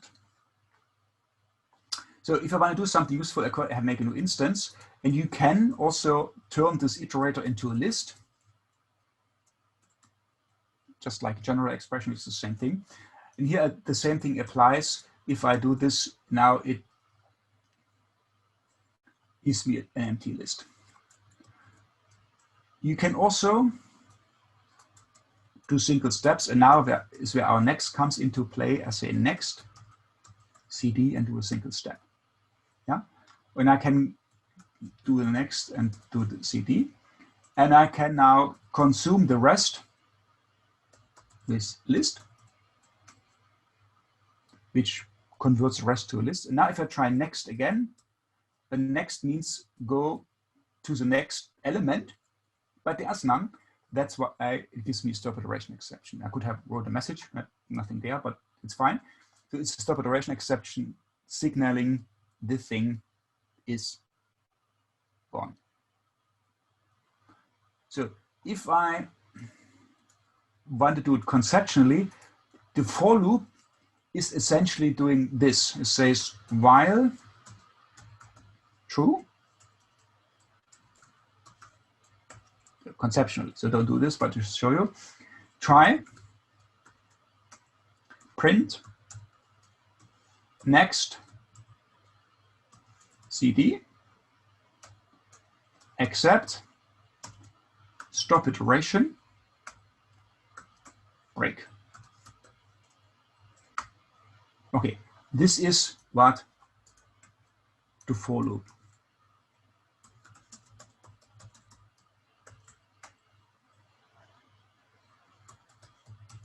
does.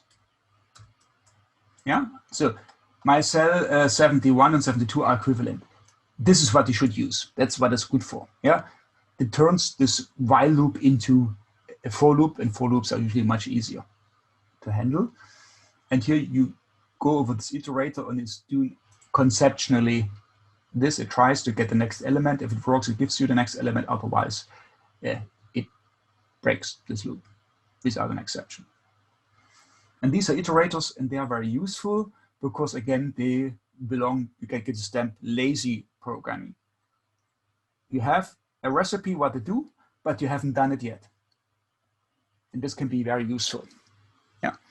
So if you do parallel programming with stars, for instance, you generate a graph of things you want to do. It's like a kind of a recipe of things you want to do. Nothing is done yet. And then you can send these recipes to many computers, and all these computers work for you and work on your recipes and send you back the result. That's essentially more or less what works, how it works there. Yeah. And this can be useful. So you delay execution as long as possible and only do it when it's really necessary. And this delay of execution also means you could delay it and send the recipe to somewhere else. And that can be useful. You can also be sending it to two different processes on one computer, for instance. So this concept can be useful for these types of things. So if you do really pure functional programming, concurrency and parallel programming becomes much easier. I wouldn't claim that parallel programming is easy per se, but makes it much easier and sometimes makes it possible in the first place. Good. Iterators. Now we know how Iterator works, and Python offers a module called Itertools, and this Itertools module gives you helpers, a lot of helpers. We cannot look at all of them, to work with iterators. And you can group these tools. I have a table here, a small table of several ones that they provide in several categories. And one of them would be, so to make it short, you can say as IT, so I don't have to write Itertools all the time. And I can say Itertools cycle. So cycle belongs in the category endless iterators. You have to be careful. Don't try to convert endless iterators into a list, because it tries to consume the iterator and waits until the stop iteration comes. Problem? Stop iteration never comes. Therefore, it tries to generate an endless list, and this will consume all your memory, and then you will get a memory error. Yeah. No matter how big your computer is, it's not endless. So you have to be careful. So, but you can use next. Yeah, and you can get the next element. And as cycle indicates, so if I do this several times, then I reach the end, it starts at the beginning. So it goes around and around and around and cycles. This is not difficult to implement yourself, but why bother? You can do it yourself. You might even look at the implementation of cycle. So this double question mark gives you the source code of this function. And it doesn't give you the source code because probably this is implemented in C. So if the source code isn't available, it's not there. Obviously, it's not there. It would be pure Python. It should pop up here, if I'm not mistaken. So it's not visible, yeah, at this place. So that's one of these helpers that, if you think a little bit, it's not difficult to use a generator function. We haven't covered yet to produce this. So it shouldn't be that difficult, but it's there already. Likewise, you can make a counter instance. Counter is Itertools count, and this one is also endless, and now you can count up and it keeps counting up. Yeah, so it starts with 5, and if I call next again, yeah, it goes to 6, and so on and so on and so on. Yeah. Again, you can look at the help. There are some options. You can modify it a bit. So you see the start is 0 and the step is 1, and you can modify it to start to 5, but I didn't change the step. So if you want, you have your countdown. You could also implement it here. The only thing, it doesn't stop at 0. Yeah. And so there's no step. And here it gives you an equivalent. Yeah. Okay. It's also a while true loop. It tries to yield here. This is a generator function. We haven't covered yet here. And then it increments and keeps going. There's no break here. It keeps going, keeps going. So if you iterate over this one, it's never going to stop if you don't use any break anywhere. Okay? So you have to be careful with these endless guys. They might be nasty. So the other one is repeat, and repeat can be endless or not. So I can say repeat to 4 twice. That would be this, or other, say, repeat to 4 times, the other way around, yeah. Get it back. If you don't specify how many times, it gives you an endless guy. So you have to be careful. If you say, okay, repeat is repeat something 5. Now I can say next, and this gives you the 5, and if I call this again, it gives you the 5 and gives you the 5. So for some things, it might be useful. It gives the same thing again and again. It never stops. Yeah. So for test, if you want to check what next is doing, maybe this could be useful. This is an endless guy, so you have to be careful.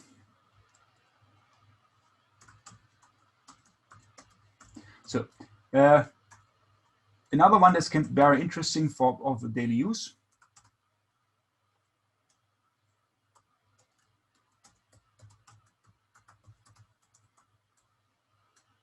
So I have two data sets, and I want to go through, and if I say for x1, x2 in zip of both of them,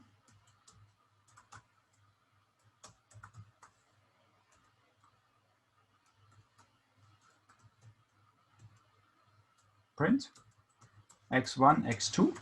You see, now it goes in lockstep over these two structures. That takes one from left, one from right, from left and right. I have two members here, and I have 10 members there. And zip always the shortest one wins. So since I have 3, it does 3 steps. If one of them would be empty, that would be 0 steps. And therefore, I can now use itertools zip longest, it.zip longest, and as the name suggests, the longest ones win. And now it fills up the missing values with none. And if you don't like none, you can also specify a missing value, fill value. And now I'm not sure if this is with an underscore or without an underscore. I think it's without one. Yeah, okay. Now you can provide a fill value. There's only one fill value, so you have multiple columns. You can have more than 2. It would use the same one for all of them, but this could be useful. If you need this functionality, you can use zip longest. It can be useful. It's in the itertools, so again, you can call it functional programming. It's useful. You don't have to do any functional programming whatever to use zip longest. Sometimes can be nice. Another one is slice. You can do slicing. So slicing would be, remember this is slicing. Yeah, this is slicing on lists. And usually iterators are not sliceable, but the iSlice makes iterators sliceable. So I have some examples here, and you can use the syntax list. I converted to list just to display it. Itertools, and you can use the iSlice, yeah, slice, and then you throw something like range 10, and then you can put the slice, and you can have multiple multiple slices. Let's say 5, which would take the first 5. Yeah. So 0 inclusive, 5 exclusive. You take the first 5. You can also say, I want to have 5 to 8 here. So 5 inclusive, 8 exclusive, just like normal slicing work. And if you want to keep one open, then you can use none. So I want to have 5 everything to the end, and this would be none. And this would be the equivalent to saying list range 10, list range 10, and then 5 to end. Yeah, so because you cannot have the column and keep it empty, that doesn't work, so you use none. And this one you can slice iterators. You have to be careful. As soon as you touch an iterator, you change the state. When you slice it, then next time you touch it, it is there where you did the slicing. Very, very careful. As soon as you touch an iterator and do slicing and do any kind of access, you change the state, you forward to some place, and then next time you do the same thing again, you get a different result. So if I say I is iter range 10, so range is not an iterator, so it doesn't have a next. Yeah. And I do slice it. Say list to see what's coming up. it.iSlice I from the beginning to 5. I do get this, and if I do exactly the same operation again, I get the rest, and if I do exactly the same operation again, I get nothing because I exhausted the whole thing. So the same command produces a different result because this I get advanced. If you use a list here, that wouldn't be the case. You would get the same result again and again and again. If you use an iterator, then as soon as you use islice, you change the iterator. Very careful with this one. Just can you trip you over very, very frequently. Yeah? So if you do something here, that could happen. Good. So these are the infinite ones, and then I have a table. So if you look at this PDF and these slide down, so it's just dispatch. There's no numbers here. This is strange. So dictionary comprehensions, Iterators tools right here. So I have a table with the most important ones. You covered these ones. Then there's a bunch of more. You accumulate chaining. You can put things together. Chain from iterator can be interesting. Drop while to give it a condition and just doesn't do anything until the condition is met. There's a group by the islice. We looked at the take while. The T can be interesting because the T allows you to actually kind of, it's like a T, like this T here, and you can split an iterator in two, and then you continue there. So it's kind of copy, but be careful. It can be if the iterator is big, there can be a performance problem because it has to copy the whole thing in the background somehow. On our simple longest, so you have to read up on these ones what they actually do. It's a lot of them. It's a lot of them. And we don't have time to cover them here, unfortunately, because on all of them you can spend quite a while. And sometimes it takes a bit time to get used to them. Chain can be interesting. You can chain something together and you can do things here and there. This is Iterators. This is Iterators. And now there's an exercise, and you have to do the exercise as an exercise later. It's a home exercise, it's a homework. And then there's a tool, more Iterators. And this more Iterators, as the name suggests, builds an Iterators. And it goes on, it does the following. So if you go to the Python help, so this is just the website of the Python reference, and I look for Iterators, then you will find the documentation of Iterators for sure. Yeah.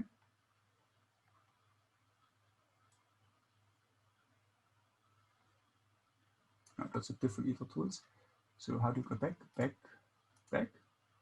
This is Iterators module, so there was different Iterators. Okay, and then they explain all the things here. And down here you have a bunch of recipes. Yeah. And here it says these recipes are not part here. They're all described, but you need to copy and paste them to your code. So, and if you don't want to copy and paste, you just install more Iterators, which gives you all the recipes plus a bunch more. And they're all these short functions. They look like this. Yeah, and all these names. If you look at functional programming languages, most of them will provide exactly the same names or very similar ones with a similar name. Yeah, take is a very common one, tail, consume, and so on. And then this more Iterators thing provides. So you need to install either with pip or conda, install more Iterators, and then when you have this, you can import more Iterators, and it gives you more. So more Iterators now belongs in this category and gives you a lot of small functions that do small things. And this is a concept of function programming. You have a lot of small functions and you combine them to bigger functions that call the other functions. And these are the building blocks, if you want. So I can say from more Iterators. So you see that when you install it, it's a dash. When you import it, the dash is not allowed, it's an underscore.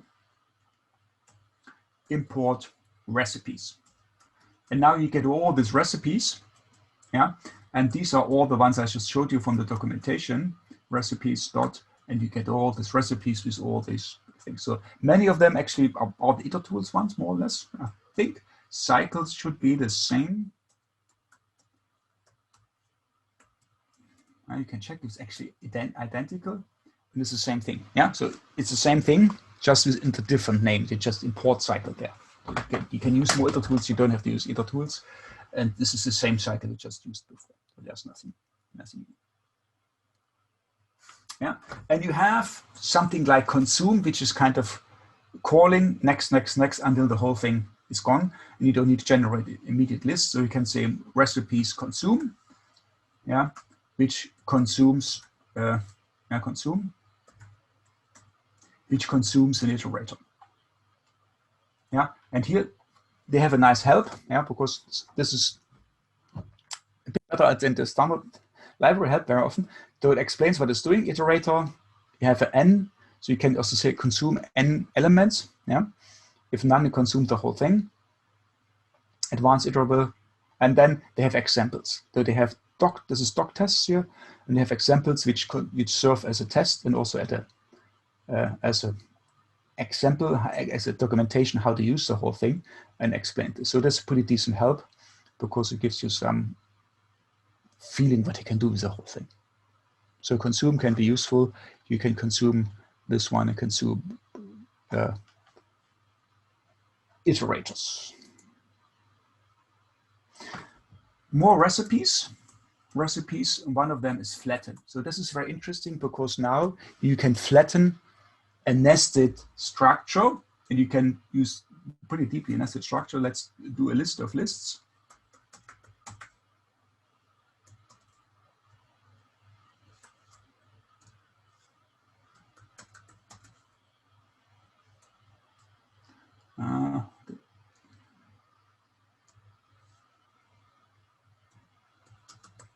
So now I have to close enough parentheses to make it work. And I hope this works, yeah. And of course, now this gives you a chain object, which is another object from Iterators. And this puts everything together. And now I can consume the whole stuff into one thing. And then I can make a list. You can program it yourself, but it's not that easy. And now this nested one is not, it's only doing, it doesn't, this uses one as one element. If I would take this away, it would chain the whole thing into one object. Yeah, because it's not symmetric, this one. But this one is nesting, flattening a nested structure, which you can use to yourself, but it takes a little bit thinking how to do it correctly. And here it gives you back an iterator, and you can just iterate it. So you don't have to do it in a list. You can just write a for loop, which is a typical thing, and then use a for loop. So, like if I wanted to apply similar logic to, say, a JSON blob, where I have a data structure I want to flatten. It should work. So if you can read in, depends what the JSON contains. You use JSON and you use load, or loads, the better. You load the JSON into a Python data structure. Yes. And then you can try to use flatten, and it should work. So I would need to try it out exactly how depends how your JSON is structured and how deep you want to flatten it. If it's a list of lists, it should work without a problem. It has dictionaries. I'm not sure how it works with dictionaries. Okay. And if there are numbers in there, how it just, if it's not symmetric, but you have a list and a number and the same thing, how deep it would flatten it. So actually, I would need to try it out. It depends very much on your structure. Sometimes it makes sense to flatten JSON. Sometimes it doesn't make too much sense. Yeah, but it could be one application for sure. Yeah. Thank you. And JSON would also be a candidate to could turn into iterator. If JSON is big,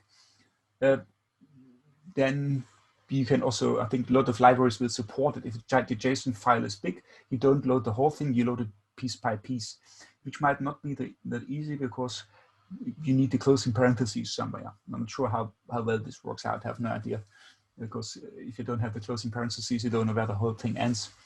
Might be a bit difficult.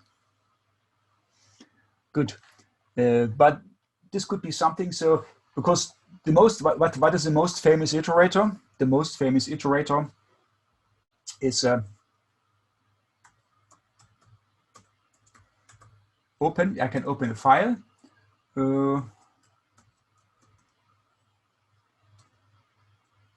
Minus source. Open.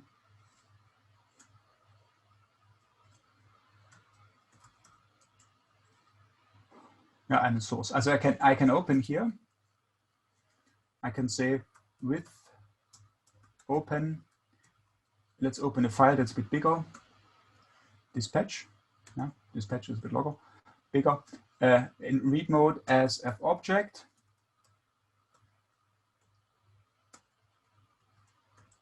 And now I can say print next to prove that it's a f object. Yeah, and you see this is the first line of the file. So the file object is an iterator, and now you are in business. Now you can use all these things because an iterator on your file. So I could use, what can I use? I can use iSlice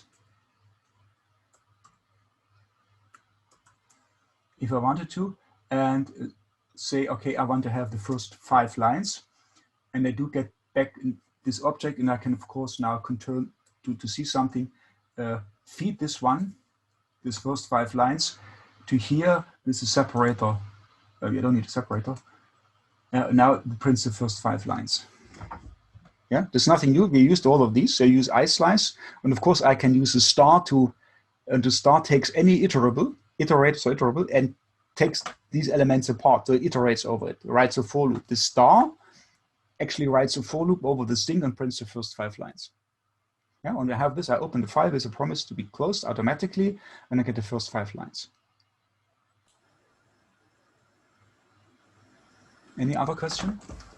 I just want to be mindful of time. So we have 4 minutes till the end of the workshop. Yeah, so we are pretty much, so obviously we still have 20 pages to go. So there's recipes, more recipes. So there's like, I don't know, 61 more recipes, which we don't have this 2 days to cover here. This would be the more iter tools, and I have yet another library, which I haven't covered yet, which is tools with the set, which is yet another big one. So quickly go in there, then we have to wrap up. And of course, if you want to stay longer, we can stay longer, we can then do more. So it's unfortunately, it's not really feel much time, more iter tools. And tools is yet another library, yeah, which you can install tools, yeah. And this offers similar recipes as we've seen here, but a bunch more. It offers function to query. So we looked at querying. So you don't want to do yourself. Tools offers querying. It offers function composition. So you can combine multiple functions into one function. If you have this one argument stuff. It has pure inputs. It is pure and lazy. Everything is lazy. So all the concepts we have here are turned into a library and gives you a bit more comfort. So a lot of things you don't have to do yourself. It provides helpers for a lot of these principles we explained. So it shouldn't be now too difficult to dive in here. And I have a few examples, like the querying here would be the example. So you use a decorator, query, and this one would query the function. That's what we did by hand with this nested function, remember? You use a decorator, and this decorator magically turns your function into a current function, and you can use querying on it. Yeah. So, and there's another one, it's called compose. That's more examples here. So we have 3 functions, and instead of calling these functions nested like this, bloop, bloop, bloop, you can compose them, and you compose these functions, and then you can call this one, which calls all these functions like they would be nested. This is something very useful if you want to have multiple functions in there, and then this would be something like this. Yeah. So instead of this, you can use compose, and you don't have to write this complicated stuff here. Yeah. Then there's grouping. Grouping, very interesting example, has a more powerful grouping, group by. So if you use pandas, you might use group by, and this is a group by without using pandas. Can be interesting. And this is another nice thing, group by circuit here. So I have some examples about group by here. And then there's about 100 more other things in there you can use. This would be, again, a gigantic tutorial. And finally, I have this one is more advanced. You can do some immutable data structure kind of thing, build your own immutable data types if you want. I'm not even sure if this is a good thing. I just have some examples what you can do if you really want to. I give you some hints what you would be able to do. It is a bit more advanced here. And this is kind of an optional topic anyway. So we still have 1 minute. So the rest is a little bit fast. So probably I designed it for 3 hours. You only have 2.5 minus a break. So even a bit less. So I was mistakenly thinking that I have 3 hours as always, because it's not my first tutorial. But we are through. I thank you very much. I hope you find this format useful, this whole thing. So I will now go and upload all these things and sort out everything a little bit here. I just see my part 2 is in the wrong directory, but it doesn't really matter. And we'll give you all this material. If you would like, you're welcome to stay longer, ask me questions, or I can also go in more depth in some of these topics, or whatever we skipped, I can go more systematically. And for folks who'd like to have more of a debrief session, so through Jupyter, we have the lounges. So if you go to, and I'll just add a link, if you log in, go to lounge area. If you're logged in, you should be able to see that. There is a table for the functional Python. All you have to do is press on a seat, and as soon as there's at least 2 people sitting on the table, a video call will begin. So people are welcome to stay here for Q&A or join the lounge. Yeah. So there was a question about my contact information. So if you go to the top, there should be my email. Here you see my email address at the PDF at the very beginning. There's my email address, so you can just drop me an email if you like.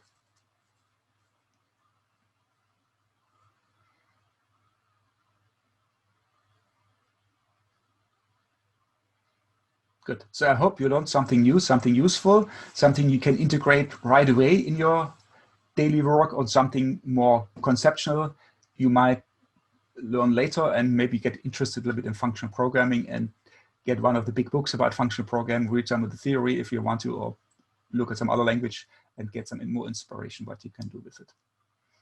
Thank you very much for taking part in this tutorial, and I wish you a nice conference to see how this online thing works out. I hope you will have some nice days over the nice weekend actually.